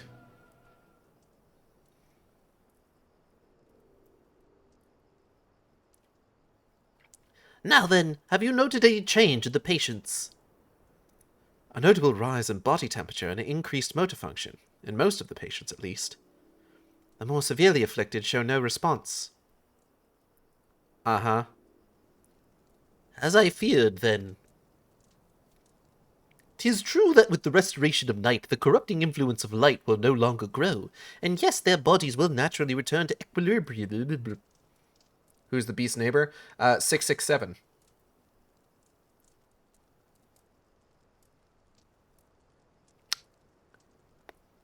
Return to equilibrium given time. But this holds true only for their corporeal ether. Their incorporeal ether, that of the soul, is not so easily mended. Which is why those in the later stages of corruption, like Halric, appear unaffected by your tonic. Precisely.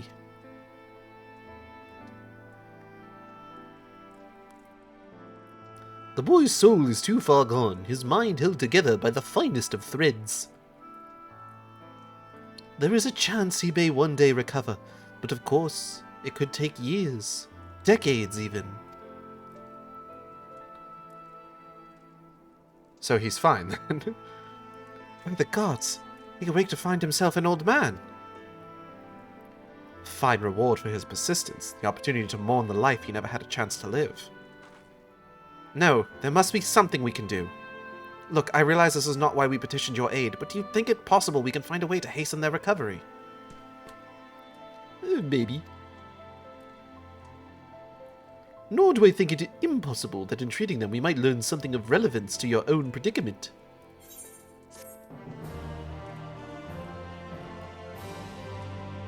Alice about to make one of the biggest discoveries in the history of Eorzea. Just kind of casually in the Shadowbringers patches. Just kind of by as a byproduct of trying to figure this shit out, we're gonna solve one of the biggest problems of the realm. Did they just say what I think they said? Might there really be a way to help Halric and the others? And help ourselves in the process? They did in fact say that, yes. Corporeal and incorporeal ether. I confess I have never had cause to make the distinction.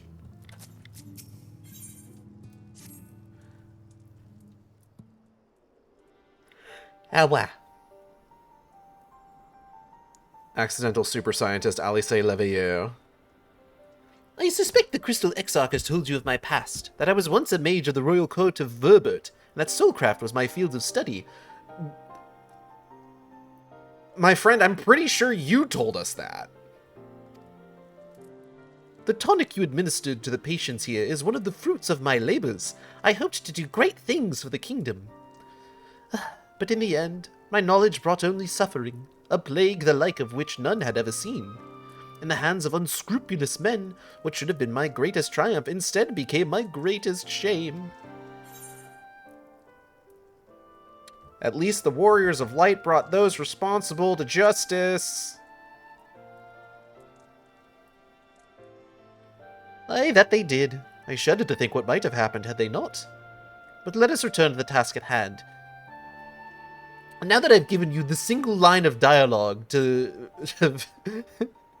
validate all of your hard work in doing the role quests, let us return to the task at hand, finding a means by which we might revitalize these people's incorporeal ether. Do you think it can be done? Were the skies still ablaze with primordial light, I would call it an exercise in futility. But now we may have a chance. The method I have in mind will entail the conjuring of a familiar. They are able to amplify the energies poured into them, making them the perfect conduit for the ether revitalizing magics we will ultimately employ. If you're about to launch into a lengthy explanation of the metaphysics of your plan, don't bother. I'd rather get on with doing whatever it is that needs to be done if it's all the same to you. Whatever reagents must be procured or spells invoked, I'll do it. I said reagents. Is it reagents or regents? I admire your spirit. And also the skipping of exposition. I didn't really want to say all of it anyway. Very well, your first task will be to gather the necessary materials. The purest of waters and finest of clays, as well as a fey lantern brimming with pixie magic. If you're convinced the resulting familiar could help the patients, fine. Alphino, the water and clay will be simple enough, but I think you know what we'll have to do to get the lantern. You don't mean... Okay. So this is 100% like an updated graphics thing. Look at those ears. Look at the ears backlit by the flame.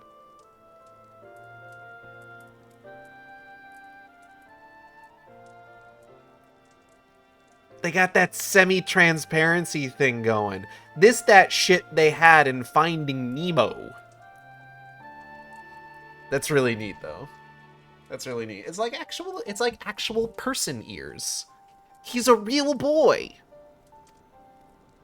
The pixies took quite a liking to us before. If we humor them with our company, I'm sure they'll be willing to help us. Fine. We'll pay a visit to Ilmeg. I never thought you would be the one to suggest going back there. I'm impressed you've been there at all, let alone befriended the Fey folk. Oh, while you're about it, seek out the new Mo of Pla Eni. They will be able to supply you with water suitable for our needs. Right. Let's get this over with, shall we? There still remains the matter of the clay. Might I prevail upon you to find it? Sure. Bum bum bum bum bim boo baby. Clay from Amarang would likely be best. Know you of anyone who might be able to assist us? I could ask the miners at Twine. Ah, yes! They will be able to point you in the right direction, I am sure. My phone just buzzed. Gotta get ready for raid time. Enjoy your New Game Plus time. I will. Thanks for stopping in. Enjoy raid.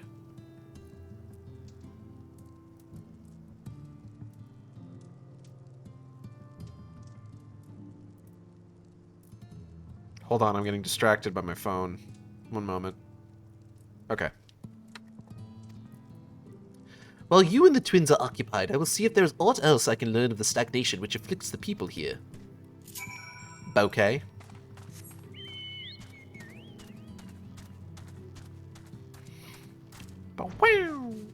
Oh wait, I can just teleport to Twine, can't I?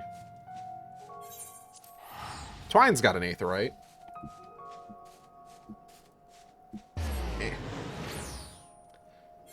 I keep sitting back and pinning my ponytail against the back of my chair. Magnus! Bro! Eigeld! Well, what the coincidence? You've come at a good time. We've just this moment finished repairing the Talos and trolley you lot took to Nabath Arang. The trolley was no trouble, but the Talos would have been another matter had we not had a visit from Master Chai. He offered us a share of the leftover building materials from Daedalus Stoneworks, as well as a few trade secrets to help us along. Clever man, that Chai is.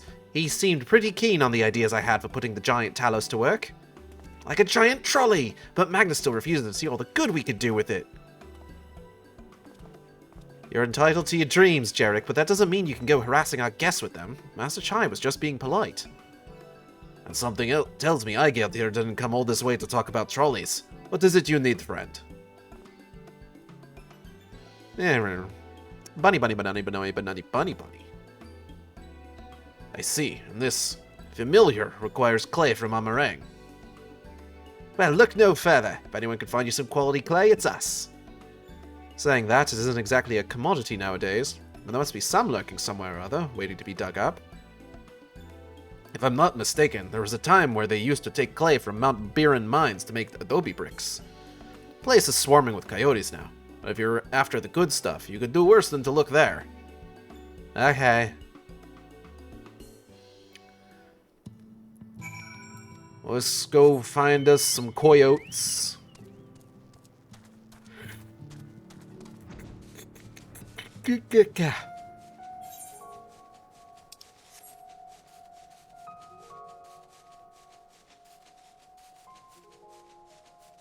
The northern hills of Amber. Not where we're going.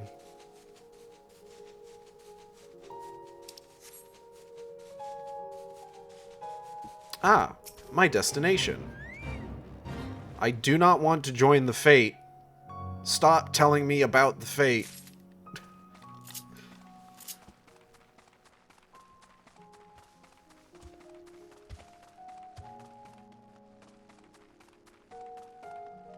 Another one. Engage the bicolor gemstones. Y'all can keep your bisexual gemstone. What the fuck? Oh, shit!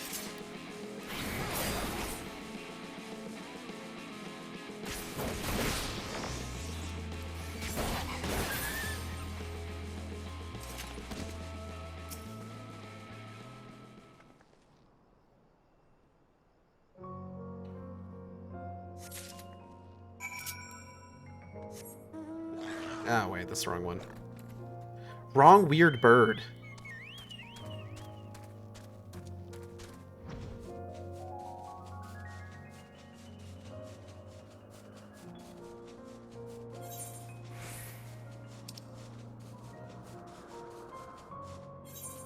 I can just teleport. Save myself some time.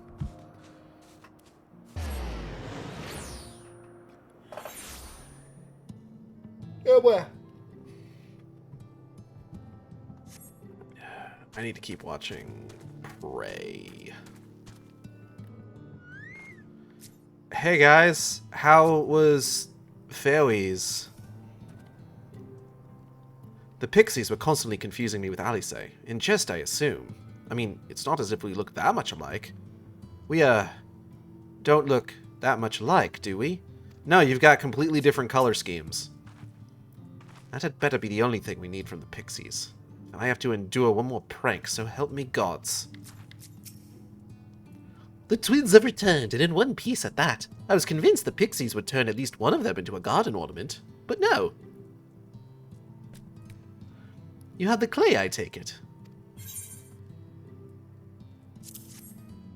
Here you go.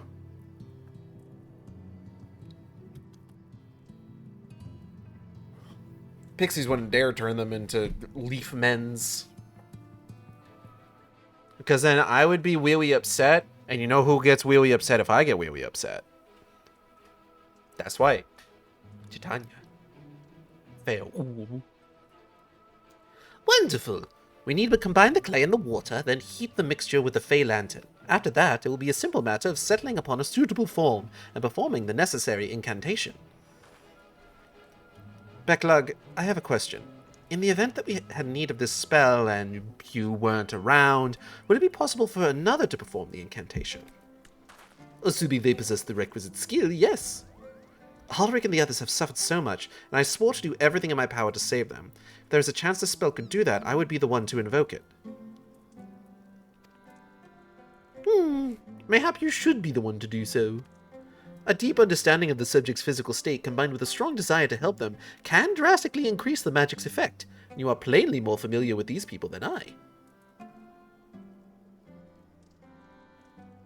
Damn. I dare say there are few in all of Northrend more dedicated to finding a cure. Is that not so, Eigeld? Absolutely, she's the best woman for the job. I'll give it my all. For Halric. For Tesleen. Then we are all of a mind on the matter. Alice shall be the one to conjure the familiar. You got this, Alice. I feel like the pixies couldn't decide the type of red berries to turn Alice into. True. Let us begin. Oh, it's a voice, thank God. I need a break. I trust you've prepared the clay?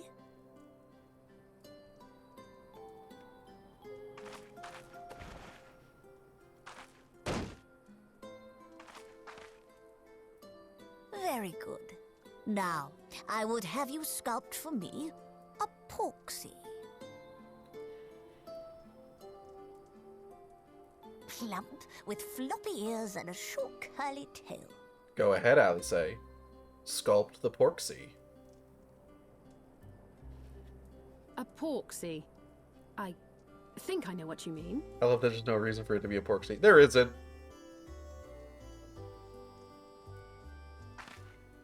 Big porksy fan, that Becklug. There we are. How's that? Wow, that looks great. Well, it is certainly creative. There's no denying that.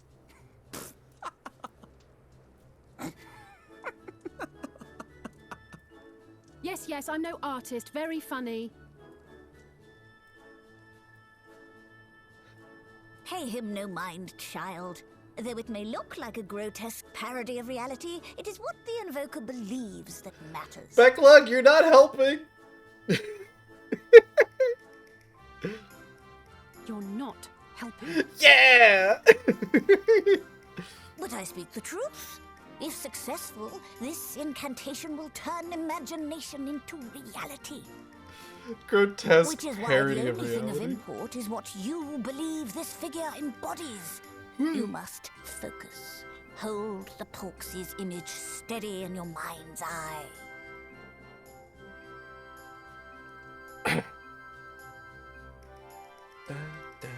Now then, as I taught you, relax and allow your energies to flow.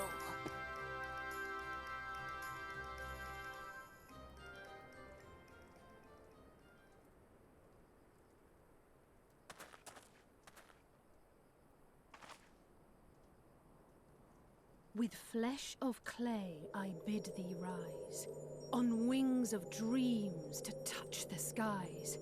What once was idle fantasy, I call forth to reality.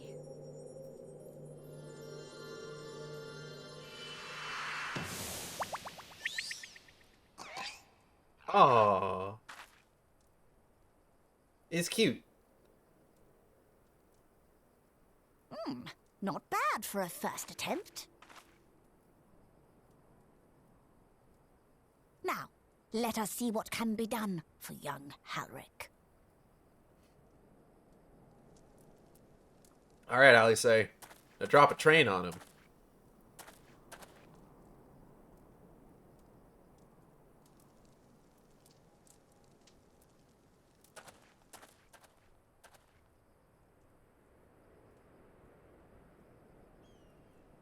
Through the operation of the magics you invoked to animate this familiar, it is now replete with the energies required to stir the boy's soul. It's like how carbuncles don't have a standard shape, except that's all the You Arcanist need Guild but give teaches. it a name, and it will do as your heart desires.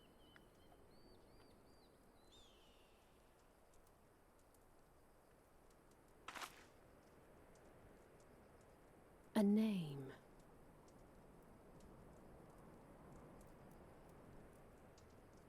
All right, I've decided.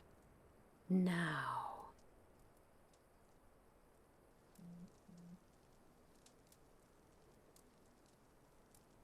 Go, Angelo!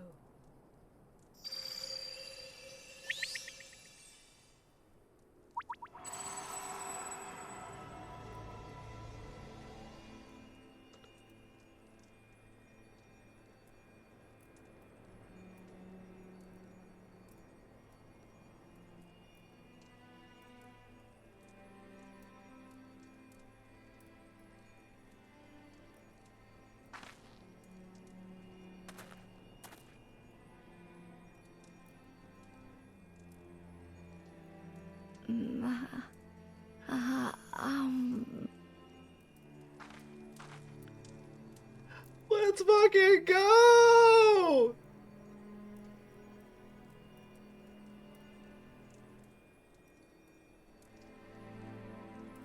Halric's gonna live for 1,000,000 years!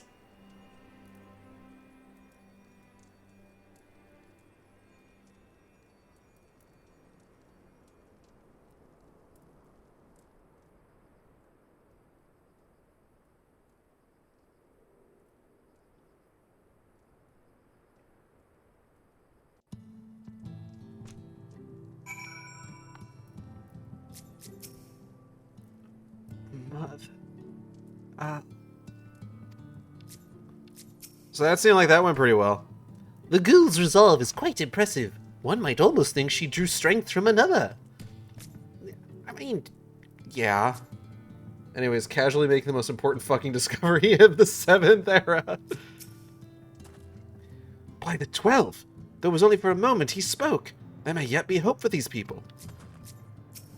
Alice, how you feeling? Alice just starts screaming. How is he, Becklug? Did it work? I believe it did. You and your fledgling familiar have done well. If my eyes do not deceive, a hint of color has returned to his soul. Gods, I would jump for joy if I weren't so exhausted.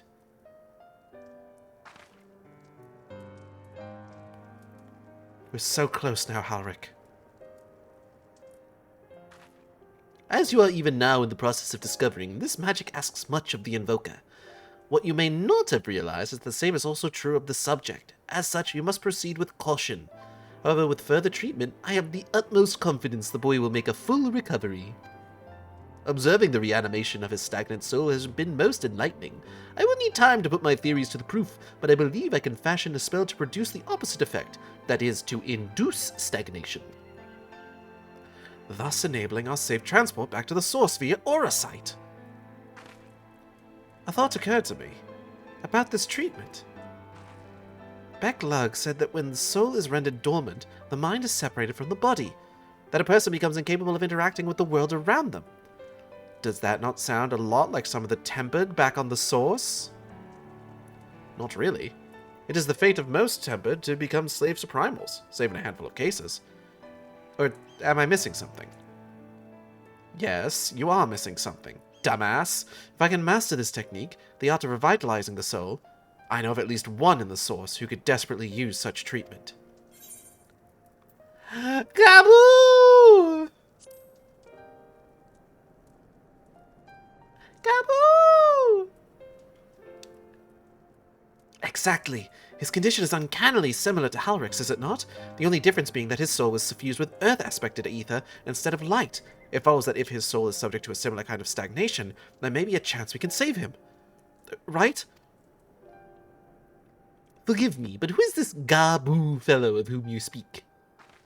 Oh, bunny, kobold. I see. His condition does sound similar, yet there is much and more about the soul that remains unknown even to me. I say this not to discourage you, you understand, but to remind you that this is delicate work we do here. Work requiring patience. Once again, Alice focuses on the random people affected. She doesn't forget the small people. Alice is the fucking goat. Of course, and as long as there is hope for the patients here, I will devote whatever time is needed to see this through. But I refuse to spend that time in idleness. It's all the same to you. I'd like to stay here with Angelo and continue with their treatment.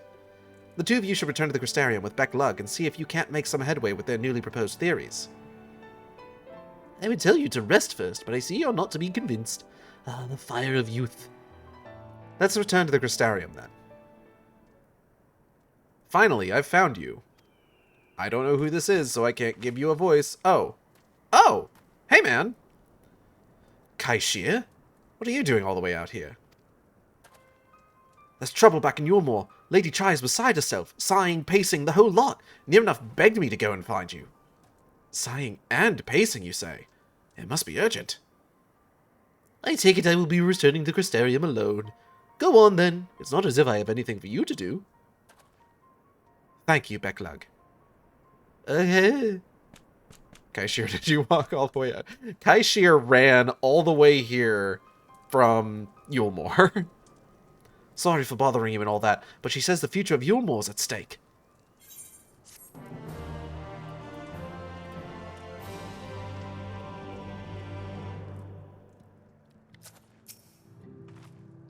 The future of Yulmore is at stake, is it? Well, do for them what you can, but keep an eye out on Alphino, will you? See to it he doesn't involve himself more than is necessary.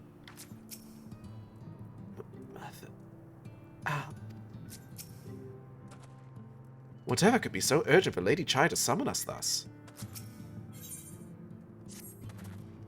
Lady Chai's up in the parlor. Best not keep her waiting, eh? Okay.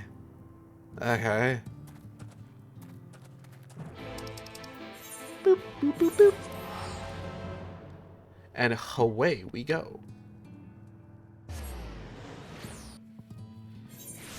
Brah. Ah! Yulmore music jump scare.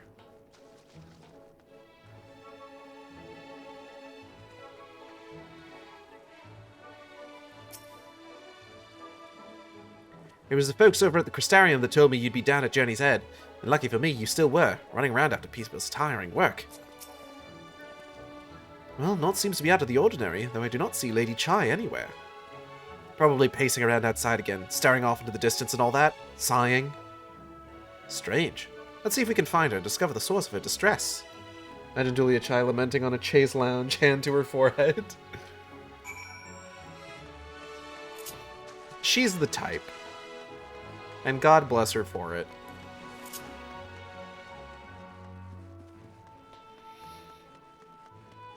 Julia Chai! Damn. Fashion. Hey girl, hey, how's it going?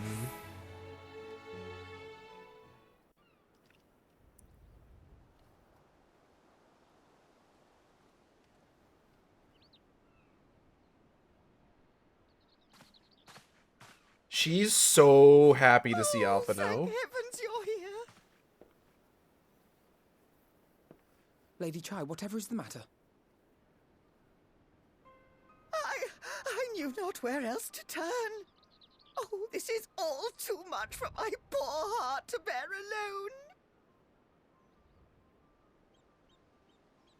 alone. Alone?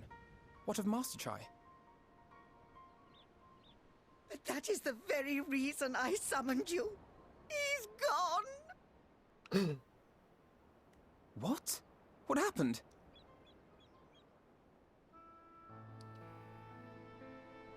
It all began after the events at Mount Gulg.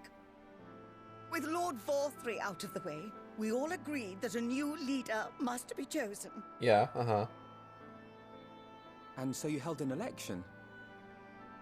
Yes, well, sort of. Not a single person volunteered to stand, you see. After a lifetime of leisure, we free citizens have grown somewhat indolent. Readapting to the harsh realities of life is trying enough, but to take charge of a broken city as well? No one wanted such responsibility.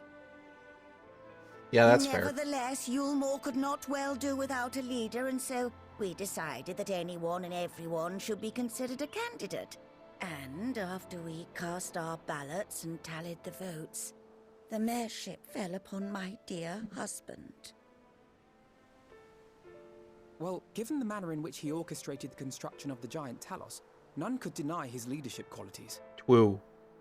But even before then, he had proven himself at Daedalus We gave Stoneworks. my husband anxiety too. More than qualified for the role. The perfect choice. Indeed. I told him as much when his victory was first announced.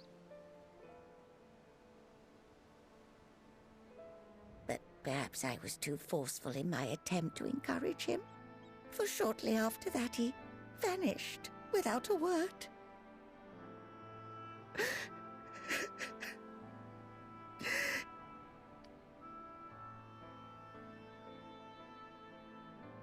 Fucked up.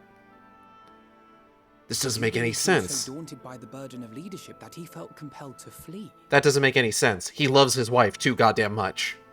He loves his wife Please, so Lady Chai, much. dry your eyes. Your husband does not strike me as the sort of man who would abandon his duty, much less his beloved wife. There has to be some other reason for his absence.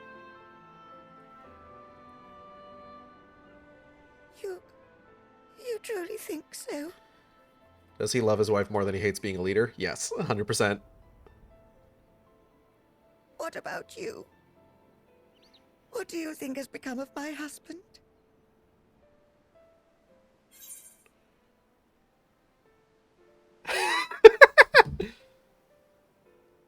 I love that this might be the funniest, like, pair of options that this game could give you. I'm going to be honest. I don't know, but whatever it is, he won't have fled. Sorry, but I think he's fled. Oh, man. Hoyoverse could never.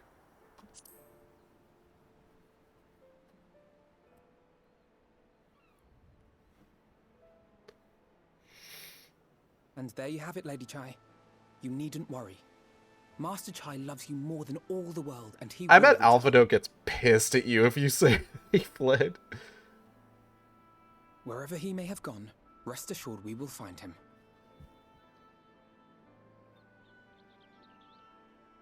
Smile. Smile.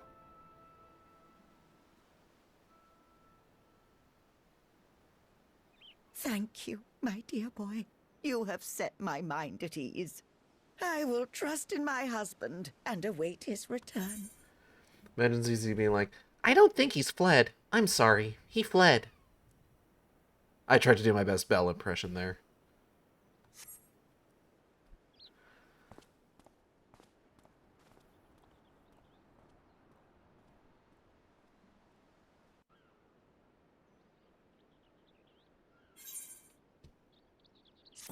It was a pretty good Belle. You can keep working on your voice. Thank you.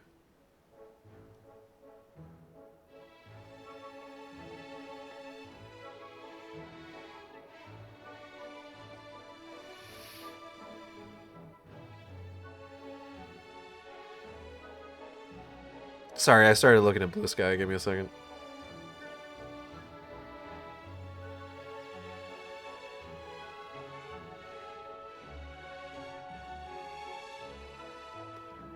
Sure thing, ADHD boy. I appreciate it.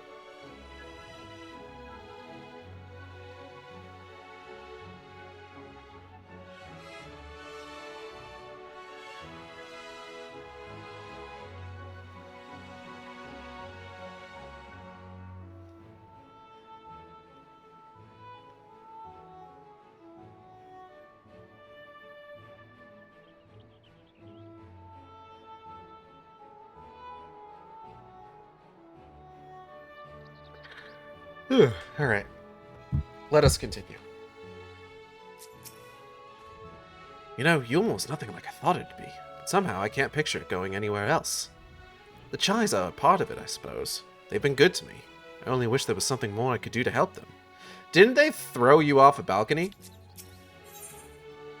For all his comforting words, Alpha knows plainly trouble at Master Chai's sudden disappearance. Oh no, they threw someone else off a balcony, that's right.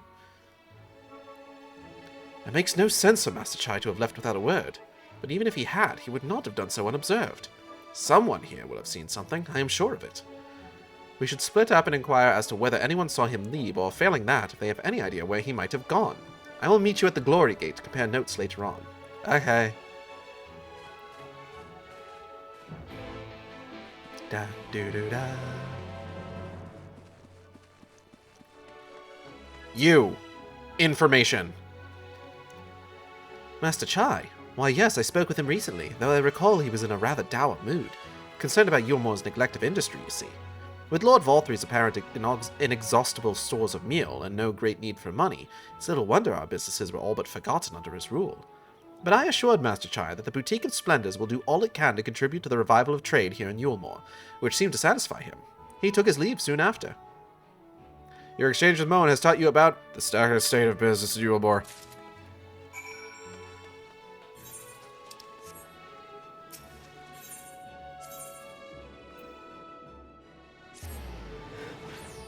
Oh, what? Oh, wow. Not Rowena would know about capitalism. Of course. The more things change, the more they stay the same. Constants and variables. Of course we're still here. Can't leave while there are people in need. That's Hath and Bet's creed. And the only reason I'm still alive. I recall a man fitting that description. Asked to speak with the poor buggers lately, come from Wright. Said he wanted to know the state of things down in the derelicts. You can be sure we gave him an earful. Lack of food, medicine, clothing. There was plenty to tell. We hunt high and low for whatever we can scavenge, and it's barely enough to fill our bellies. Folks here don't want to survive, they want to thrive. When he heard that, he started mumbling to himself. Something about finding us work, I think. Fair play to him, though. Not content with having his ear chewed about the derelicts, he asked about other settlements and all. After that, I can't really say. Looked like he was head of a gate town when I last saw him. Your exchange with Hathenbet has taught you about the poor living conditions of collusions downtrodden.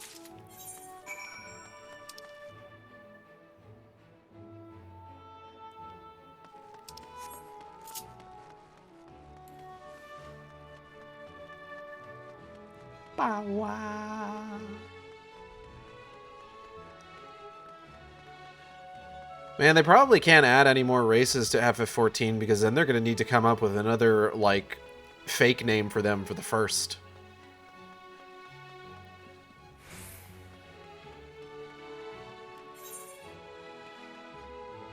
Oh, wait, I'm around the back, aren't I?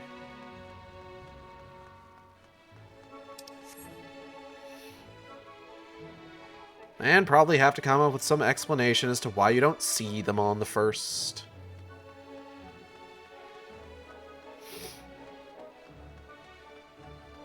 Or maybe not. Maybe they just introduce a single NPC. What the fuck? Hey, are you good? This burgling lark's harder than I thought. They'll be fine. All female Hrothgar were killed in the flood. No, they're all just, you know, hanging out over there. They're hanging out in the same place that all of the male Vs are hanging out. That's why you don't see any female Ronso. Looking for Master Chai, are you? Something amiss? When I last saw him, he seemed ready to collapse from exhaustion. I insisted he rest and catch his breath, and we talked for a while about his concerns over the city's defenses, amongst other things. He made more than a few valid points. Many of our men are still recovering after your confrontation with Lord Vothry. Finding General Ranjit in a heap in the middle of the plaza shook us all to the core. The man commanded no small amount of loyalty, and some of our longest-serving soldiers seemed lost without him. Indeed, a number of them left. They were weak. Not that we blame you, of course. Without you and yours, we would still be blind to the error of our ways. Anyway, funding permitting, I propose replenishing our ranks with volunteers from the derelicts and Gate Town. We have a duty to protect not only Yulmore, you see, but the surrounding regions of Kalusia as well, and I, for one, would welcome any man or woman willing to take up arms for that cause. Indeed, I told him as much, and he seemed relieved to hear it. It was on that note that we parted ways. He headed outside, as I recall. Your exchange with Cornan has taught you about the perilous state of Yulmore's defenses. All male Vs were killed by Ranjit. All except one of them. One of them managed to get away. No, we know that's not the case. They're just too busy protecting Raktika and Fanau. They're so busy. They're so busy that they don't have time to come home to fuck their women. This is canon.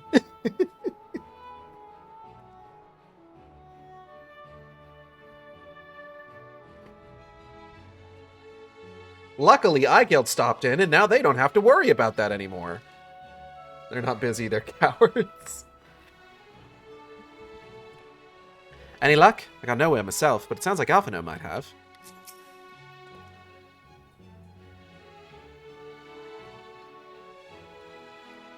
Ah, there you are. How did you fare? Have you learned anything which might offer a clue as to Master Chai's whereabouts? Yeah, I have these, like, strips of paper that I scribbled shit down on. Here you go.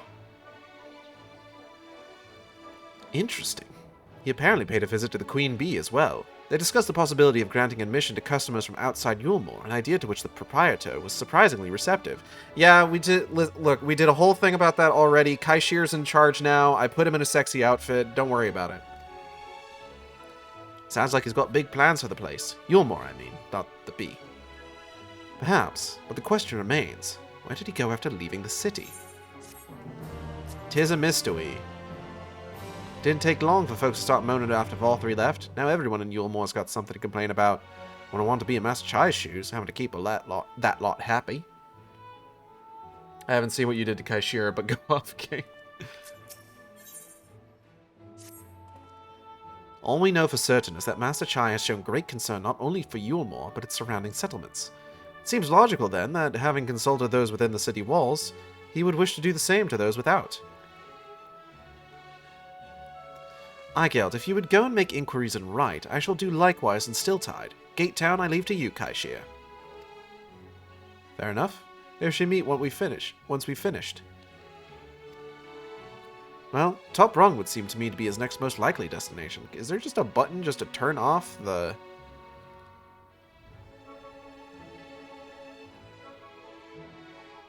It seems to do it for only as long as, like, until you hit the button to see the next piece of dialogue. Let us reconvene there. With any luck, one of us will have stumbled upon him by then. If not, we'll be well situated to continue our search. Okay.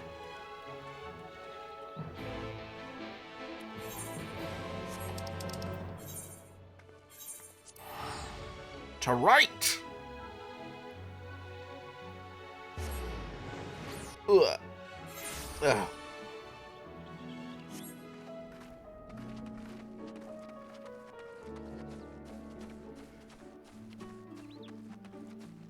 Hey, bro. Hey, my bromide. No, the name doesn't ring any bells, but there was a rather dapper-looking Mistal gentleman here not long ago. He wanted to talk about relations between Wright and Yulmore, or rather the lack of them. We lost a great many people to their promises of meal and the chance of lavish life among the free. And Vothri thought to take even more from us, conscripting the few able-bodied men we had left to guard his paradise. I needn't tell you what happened when the Sin Eaters came. Such things are hard to forgive. But Vothri's gone now. We're curious to see what will become of Yulmore in his absence. That's what I told your friend. Chai News, was it? And I'm sure the others said the same. Not what he wanted to hear, I suppose, because he left soon after, and that was that. Damn, fucked up. Ah, that's right? Shadow Fault.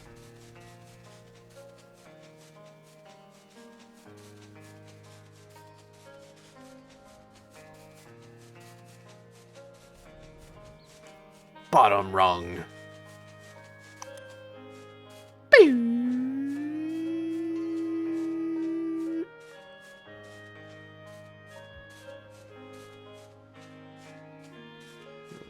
Discord messages.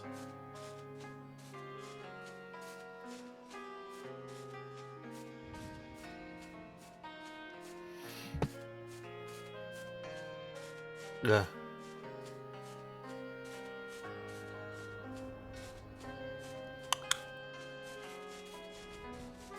Hello, guys.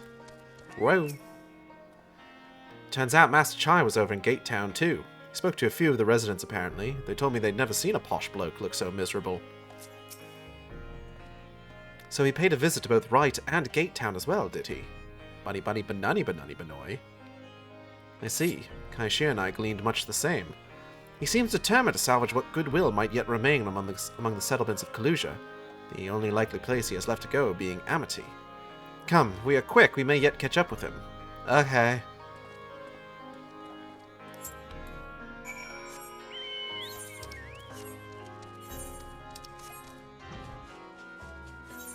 I don't know, there's Tomra and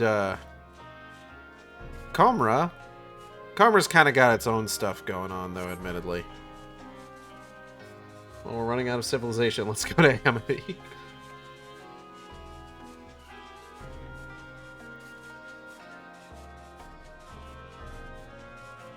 Oh, hey.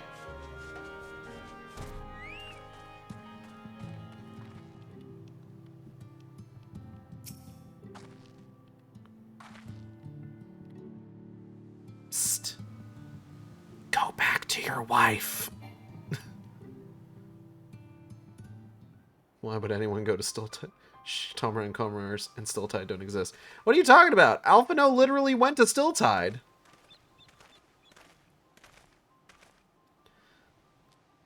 Hygeld, Alphino, Kaishir, what are you doing here? We might ask you the same, Master Chai. We have been looking all over for you. Looking for me? Whatever for? It's funny, I just heard of a tall, sexy ghost whispering in my ear to tell me to go back to my wife. Oh, God! Lady Chai has been nigh inconsolable in your absence. She claims you disappeared without so much as a word and bade us return you to her side. What in blazes are you talking about? Left a letter for her in our chambers. No, I suppose she could have overlooked it. She gets an idea into her head. And also, she can't read. I can only apologize. No harm done, Master Chai. But since we are here, might I ask what compelled you to come all this way? We were told you had been elected mayor, and from what we have gathered from the nearby villages, you have been inquiring about the people's grievances. Is it safe to assume you mean to take office? Now, let's not jump to conclusions. I did seek to learn about the problems faced by the people of Kalusia, that much is true, but I am by no means sure I am the man to solve them. Tackling our many challenges will require resources, and until I have secured them, it would not be right to assume the role of mayor. I see. And do you believe that the said resources can be found here? Uh-huh. Indeed. The people's grievances are many, but in the course of my inquiries, I have already met with several individuals willing to lend their aid in addressing them. However, there remains one individual crucial to my plans, a man whose counsel might yet make a mayor of me. With respect, such forethought is in itself proof of your suitability. The city needs you, Master Chai, and I am certain this man of whom you speak, whoever it may be, will reach the same conclusion. For what little it is worth, we will vouch for you should he require convincing. We believe in you, Master Chai!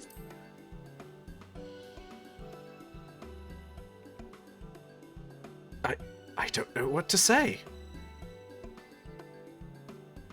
You don't need to say anything. You've got your actions to speak for you. Huh? For as long as I can remember, all I ever wanted was to make it into Yulmore. That dream's gone now, burst like a bubble. Or a boil, more like. Anyway, outside of repaying Master Alphino, I haven't had a clue what to do with myself. Spent most days in a daze, but you've been running up and down trying to find a way to fix this mess for everyone. And I reckon you can do it. You got this lot up Mount Gulg, didn't you? How hard could mayoring be? You're going to steal Yulmore to a better future, I know it. And I want to help, properly help. Do something that makes a difference. I don't know what it is yet. I'll work it out on the way. If you let me come with you, that is. Eh? Mm-hmm. You give me entirely too much credit, the lot of you. But I can't deny it gives me heart. Come then, let us press on together. Okay. Thank you, Master Chai. But we mustn't get ahead of ourselves. Yulmore needs more than a man with good intentions, which is why I am here. Find one with the experience needed to see the city thrive.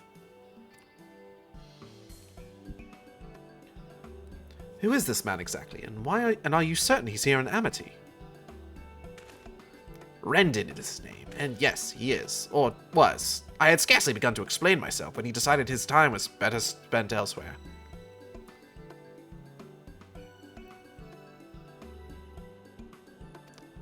He served as chief advisor to Valthyri's father when he was in office.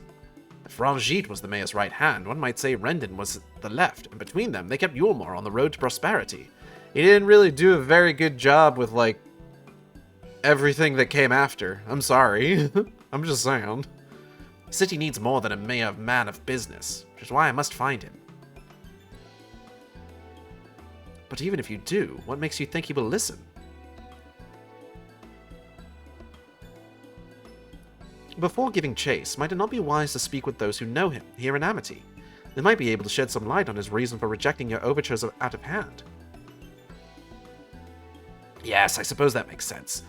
Perhaps we should start with Tristal, then. As I recall, you made a rather favorable impression on him. I'm certain he would be willing to talk to us. Uh-huh. Oh yeah, he's the one you threw off a balcony, isn't he? I'm sure he's gonna be jazzed to see you.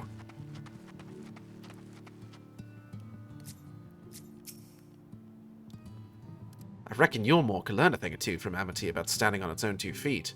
Then again, so could I. Did I forget about that? It's entirely possible he might have. No, I'm pretty sure they hashed that out when we were doing the Mount Gulg stuff. According to Master Chai, this Rendon fellow occupied a position of considerable influence in the Yulmoran leadership. Which begs the question, why did he choose to leave? I mean, did you see what happened with Yulmore? I realize it was me who suggested speaking with Tristal, but who's to say he will be any more receptive than Rendon? Why should any of them give me the time of day? Bah, that's no way to think. Ignore me. Greetings, friend, and to you too, Master Chai. I presume you're here to ask after Rendon. I couldn't help overhearing your earlier exchange. Yes, well, with Valthyri gone, Yulmore wants for a leader. Should no one rise to the challenge, the city could very well collapse. I came here seeking Rendon's counsel in the hopes that we could build a better Yulmore together. And that is still my wish. Given how abominably you were mistreated there, I will quite understand if you choose not to help. Worry not, Master Chai. I bear no grudge against you or the people of Yulmore, and I would not see you suffer for Valthyri's villainy. As you no doubt gathered from your meeting earlier, Rendon can be rather uncompromising. He has his principles, you see, and little patience for anyone he deems less committed to their own.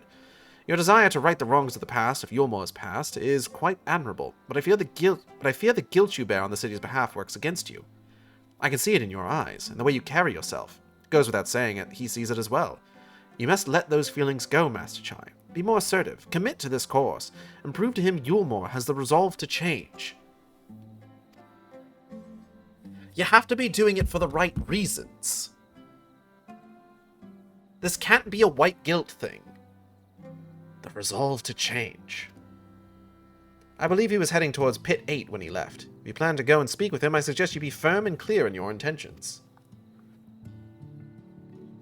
Very well. To Pit 8 we shall go, and I will not take no for an answer. Nay, not even a maybe.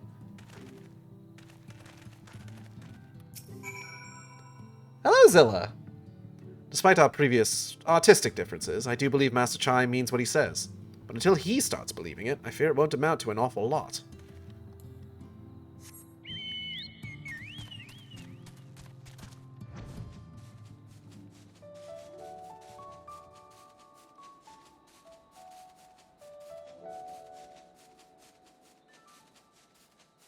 Despite our previous differences, he threw you off a balcony. Okay, now let's be fair. It wasn't Chai himself that threw him off the balcony.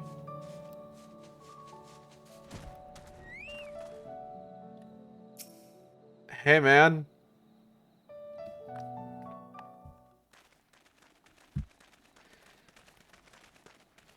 It was Zilla who threw him off the balcony. Well, it's you again. Well, I see you've invited your friends. Need them to fight your battles for you, do you? No, we're here for moral support. I didn't invite them, as it happens. Though they are indeed my friends. Well, not only mine, but every true Yulmoran's. They are the ones who awakened us to the truth, to Lord Forthry's villainy. The famous warriors of darkness. Yeah, that's me. Are they now? Yeah, I did that. Yes, they are. It would be no exaggeration to call them our saviors. We owe much and more to their kindness, but we cannot depend on that kindness forever. To do so would be a little different from entrusting our affairs to Lord Forthry. Nay, we must learn to stand on our own 2 feet.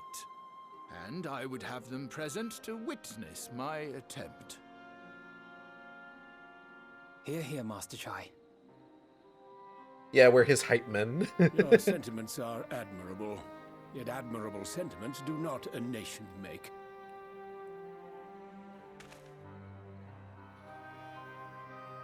In my capacity as advisor, I once strove to build a better Yulmore. Gave honest counsel to my superiors, drafted laws for the benefit of one and all. But in time, my values fell out of favor. There was no need for them in this paradise Forthry was creating. And so I left my homeland behind. But you, Chai News, you were content to wallow in indolence under Forthry's auspices. It's true, he was. So I cannot help but ask myself he was what content manner to do of that. nation you intend to build.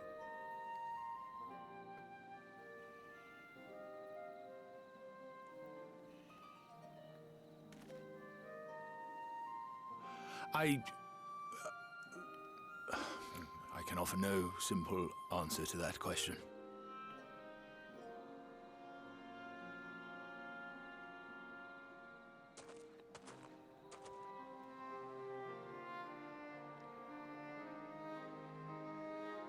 But this much I will say. It is my hope that Yulmore can become a nation which her citizens might freely choose to build together.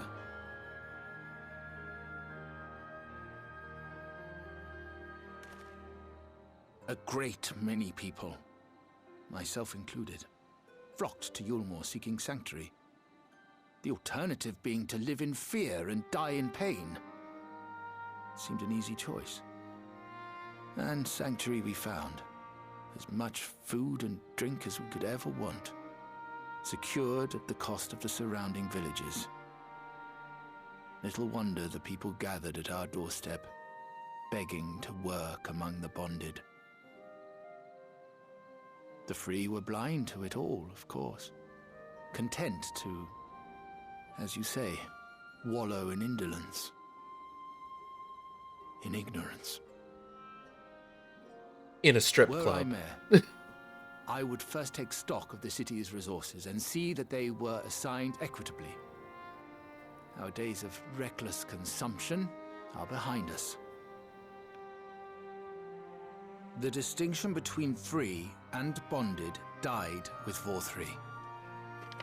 The needs of rich and poor alike must be considered if our nation is to survive. To which end I would take steps to secure channels for supplies, rekindle relations with nearby settlements, who re-establish industry, reach out to neighboring nations, and the list goes on and on.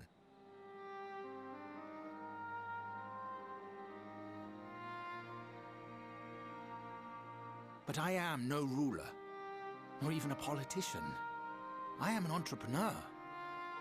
My expertise lie in planning and profit. I haven't the knowledge or experience to run a nation.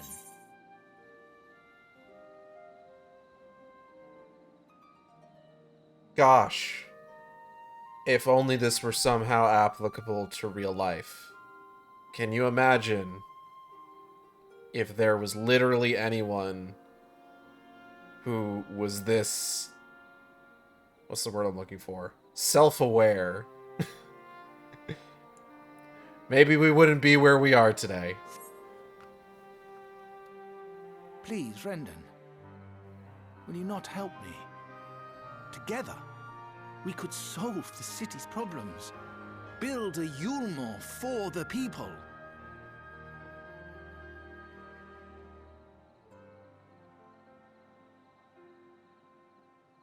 Hey, are those potions strapped to your back difficult to get to? I don't want to say they're VOR3s because that's not fair to VOR3.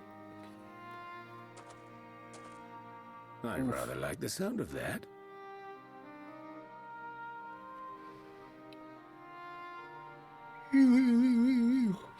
But before I offer you my counsel, I would be certain of your ability to perform the duties of office.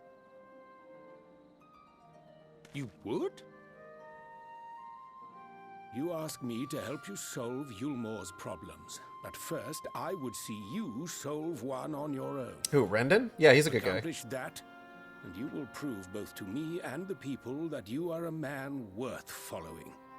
This is kind of a little side plot that we're on at the moment.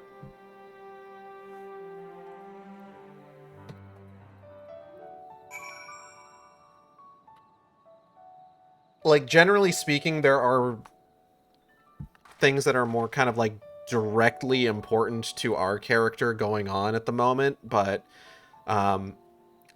that's kind of what in some cases like the first patch of an expansion is for, is like kind of like tying up the first few patches of an expansion tend to be all about like tying up loose ends kind of left over by the plot. So as part of the plot of Shadowbringers,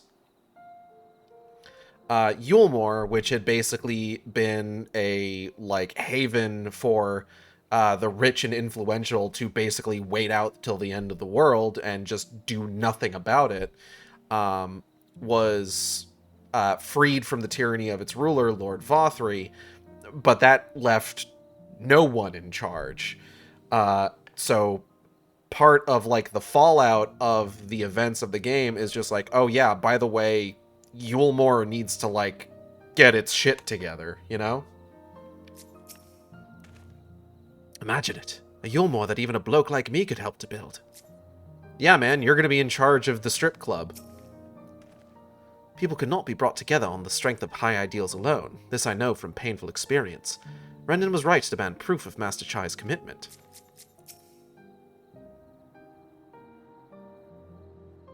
It remains to be seen if his words will translate into deeds, but I shall endeavor to keep an open mind.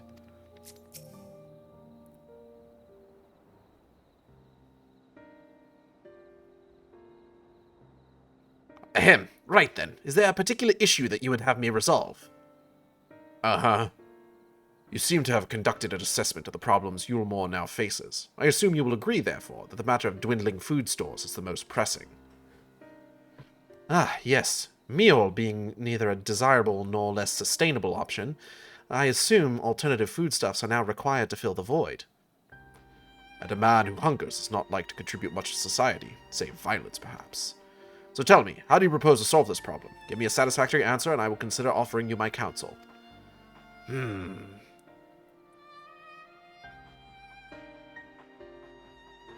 Uh-huh.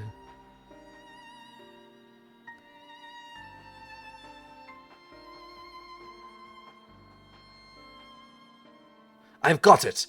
I will create a new peacekeeping force called the Crystal Braves. Master Chai, no! Combination of measures would seem to be in order. One to address the immediate issue of supply, and another that of production. Go on. For the present, Yulmore's coffers can be used to purchase food from our neighbors. This would afford us time to address the underlying problem that affects us all, the long-standing neglect of agriculture. The villages that once served as sources of trade for foodstuffs must be repopulated, their means of production restored. This assumes, of course, that we can rekindle relations with our neighbors, guarantee security and stability in the region, and, most importantly, find people willing to leave the city and take up the rebuilding effort.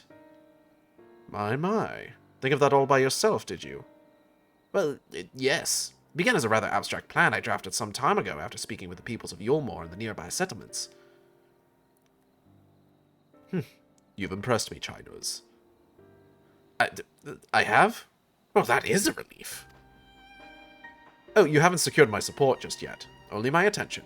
Grand plans will not be enough to persuade the masses. If you would ask them to rebuild, you must provide them the means to do so. A fair point, Rendon, and one to which I have given much thought. I propose the use of Talos to aid in the establishment and maintenance of these settlements. Their employment should drastically improve efficiency, and ultimately increase production. Talos?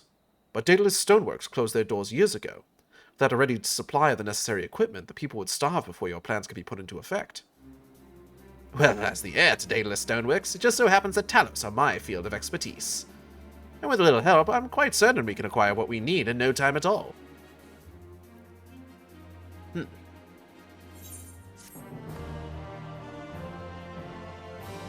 China's, this is all great.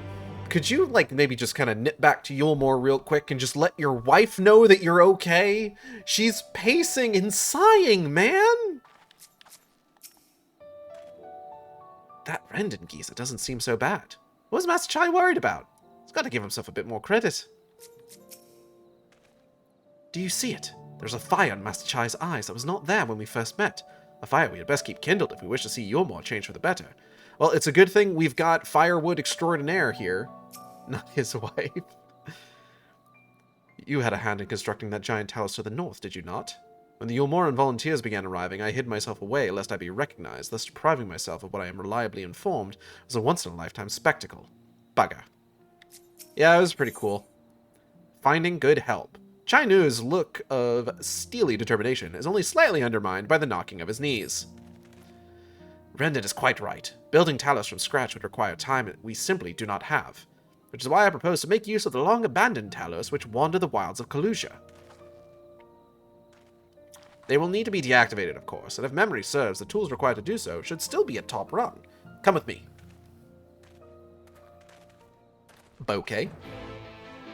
Do do do do. Boing boing boing boing.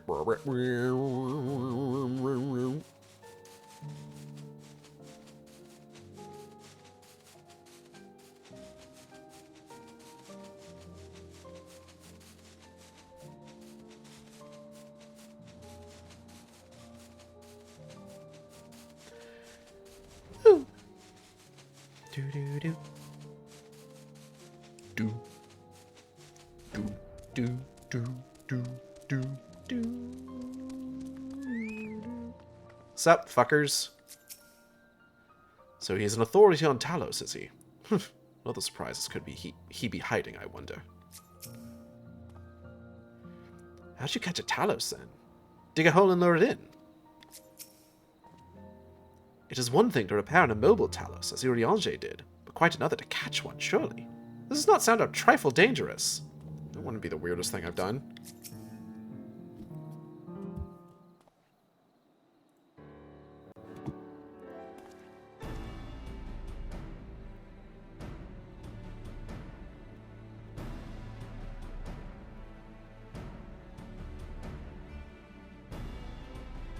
The old memory hasn't let me down.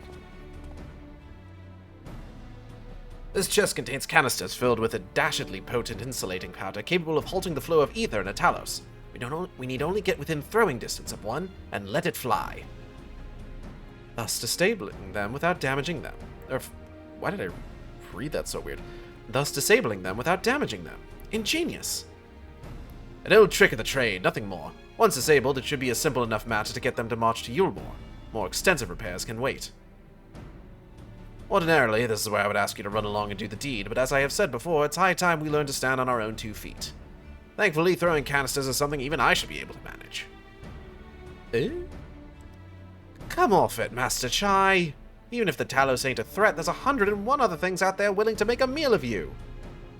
That as may be, Kaishir, but Rendon tasked me with solving this problem, and I will not sit idly by while others risk everything to see my harebrained schemes realized. Not this time. Which isn't to say the mere thought of it doesn't fill me with dread. Truth be told, I can't feel my legs. But if I'm to prove I'm a man worth following, I must lead by example. Well said, Master Chai. Hear, hear.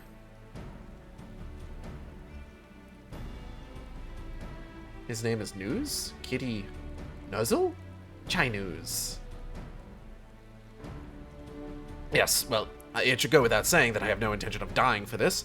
I've always preferred living to see the fruits of my labors. And to make sure I do, I will require your help. It is as Kaishir says, these lands are dangerous, and if one is not careful... these lands are dangerous if one is not careful. I would ask you to use my spyglass to look out for any beasts that could get in the way of my work. I will also need you to alert me when it's safe to subdue the Talos. Understood? Sure, man. We're going to go ahead and actually wrap it up after this mission. Good. Then let's be off to the quick way through the north gate and see if we can't find a suitable vantage point for you. Okay.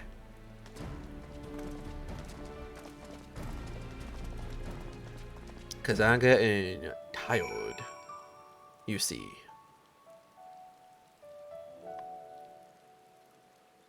It's raining. When first he arrived, I could barely hear him over the knocking of his knees. Now this. Not sure what's gotten into him, but whatever it is, I like it. There is little point in us both shouting instructions. Keep him safe, I gailed. Either Master Chai's off his nut, or this means more to him than he's been letting on. Oh, big Talos. Alright, nothing to worry about, just a simple matter of sneaking up on the Talos while avoiding the slavering, bloodthirsty beasts lurking behind every rock. Child's play. When you're ready, let us begin. Sure, man. Keep a lookout for danger and alert Chai News when it is safe to incapacitate the Talos. You may move the spyglass as well as zoom in and out. Point the spyglass at Chai News and give him the signal to sneak near the Talos with R2 or X.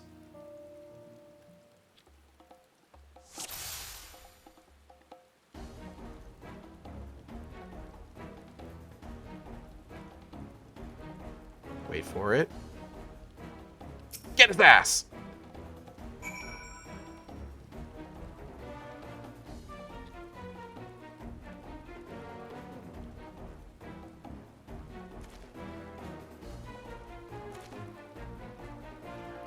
Woo!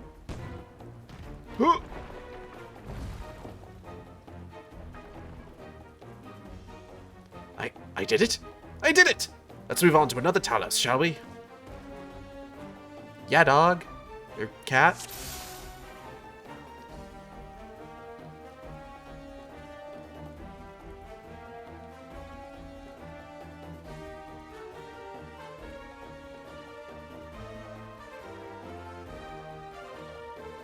Okay, hold on.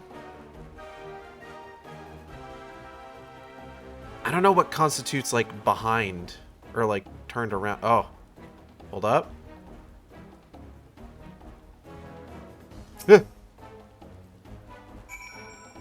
Phew. What are the talismans when Chai News throws powder at it? Ooh.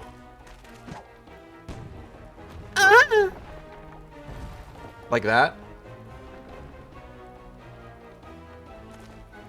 I do believe I'm getting the hang of this. Like...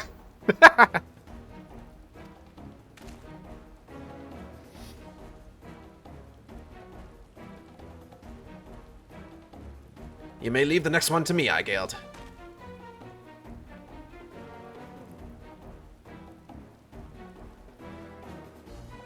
go. Unleash hell.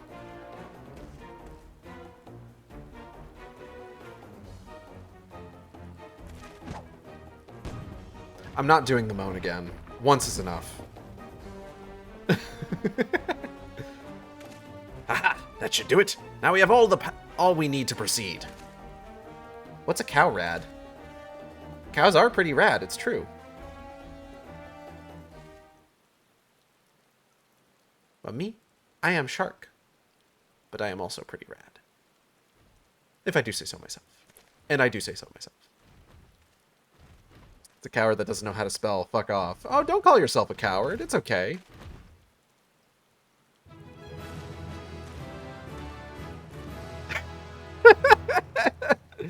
The fucking victory fanfare. It's so good.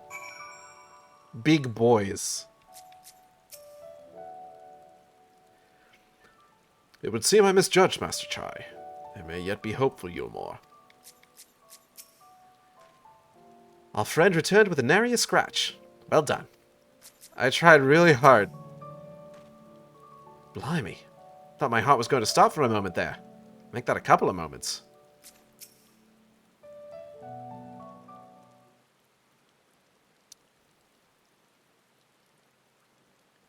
I could scarcely believe it. It was a reckless, foolish plan, but somehow it worked.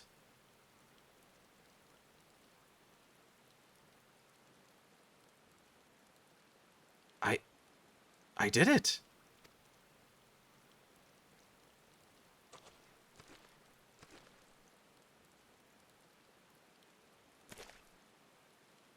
Sir.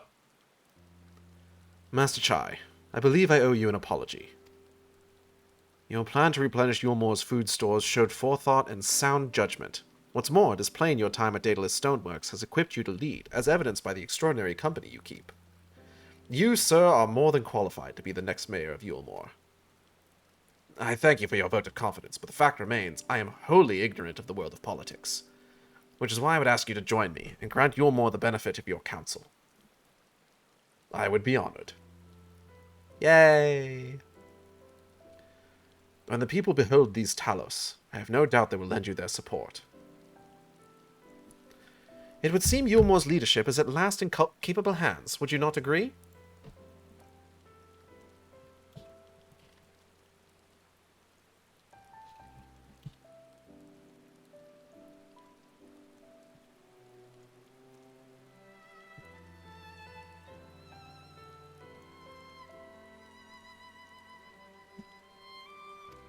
Uh-huh. We should probably be getting back soon, Master Chai. After you've tinkered with the Talus and all that, Lady Chai's worried sick. Oh god, I forgot about my wife. He would never. He would never.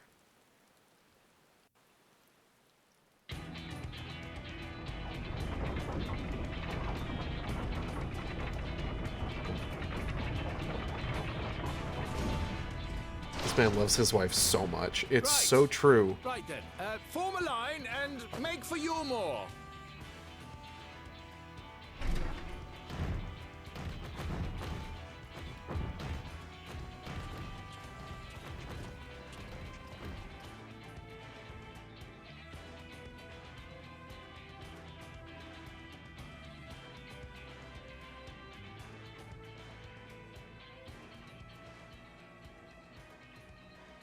Can you get a Talos as a mount? You get similar creatures as mounts. I know you can. I've got at least one of them.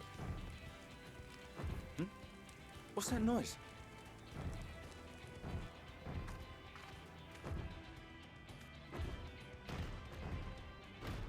Wicked White! Runaway Talos! Call the guard!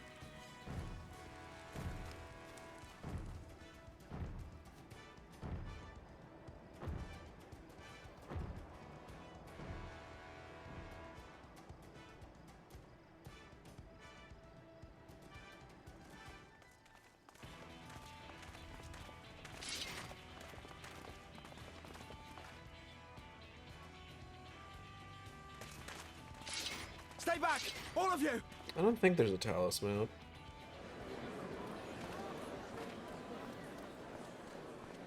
Oh, hey, Julia Chai.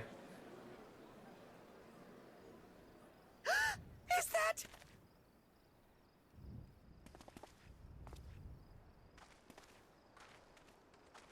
Darling, you're back.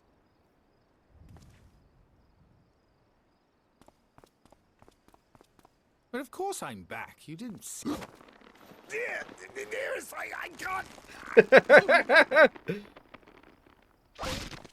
They love each other so much. Oh, oh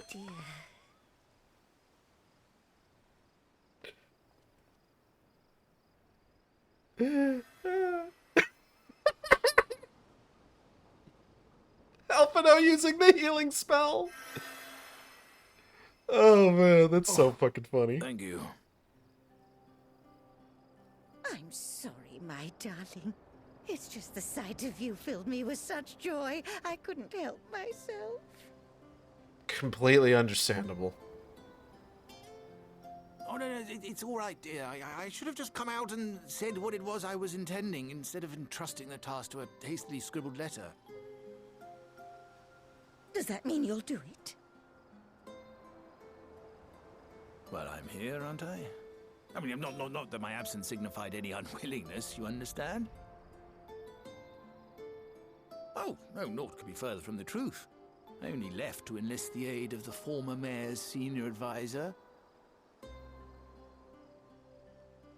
And now that I have it, I believe I am ready to take office. Oh, how wonderful!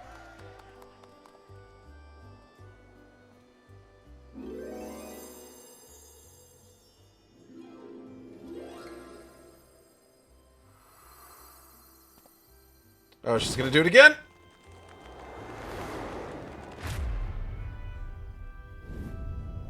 Dearest, please!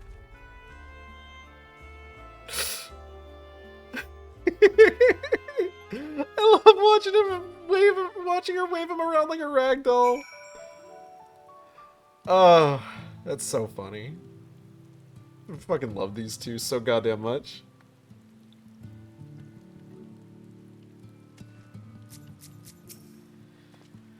I dare say the future of Yulmore has never looked brighter. Sorry, I wasn't much help. Still, seeing Master Chai go after those Talos was something, eh? Inspiring stuff. Thank you again for finding my husband. I confess I was not expecting your return to be quite so grand.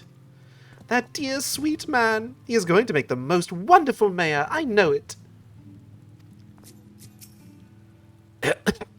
I'm fine. I just need a moment. He loves his wife so much. That was quite a reception. One Master Chai will struggle to forget. More seriously, the arrival of the Talos has seized the public's attention.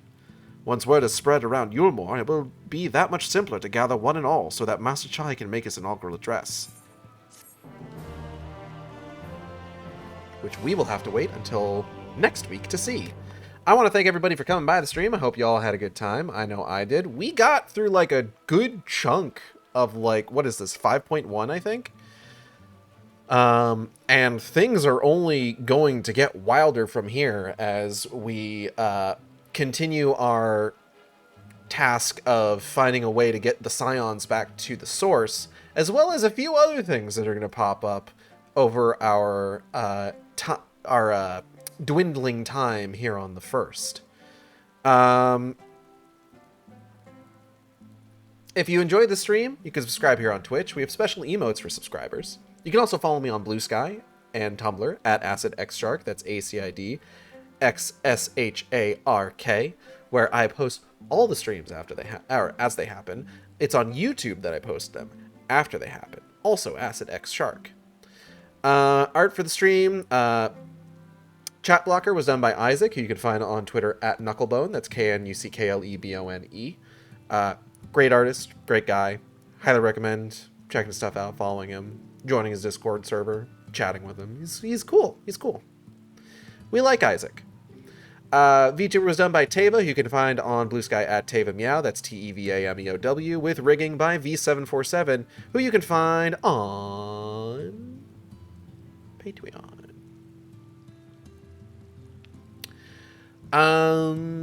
What else? Next upcoming streams. So for sure, we've got Chronos on Tuesday. I'm going to try and double up Silent Hill F streams on Friday. And I'm going to be coming back to Final Fantasy XIV on Saturday.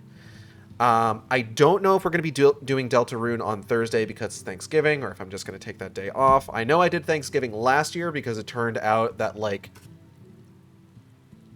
the Thanksgiving meal kind of wrapped up earlier than I expected it would. So I did, like, that quick little Doom 3 stream last time. So just kind of keep an eye out. I'll go ahead and make sure that that's clear on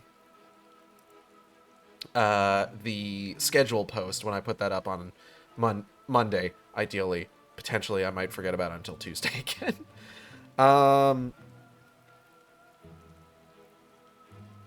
We're going to go ahead and raid over to Machine 17, who is currently also playing FF14. What is he working on? R8S. Which one's R?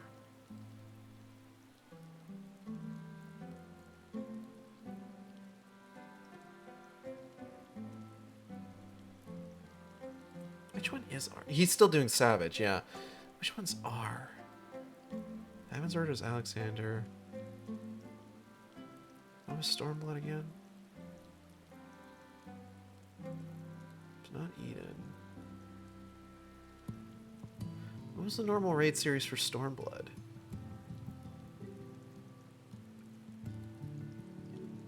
Am I having so much trouble? Arcadian? Is that what it is? There's so many fucking, like, battle effects. I'm seeing, like, a big laser sword, so I think it is Arcadian.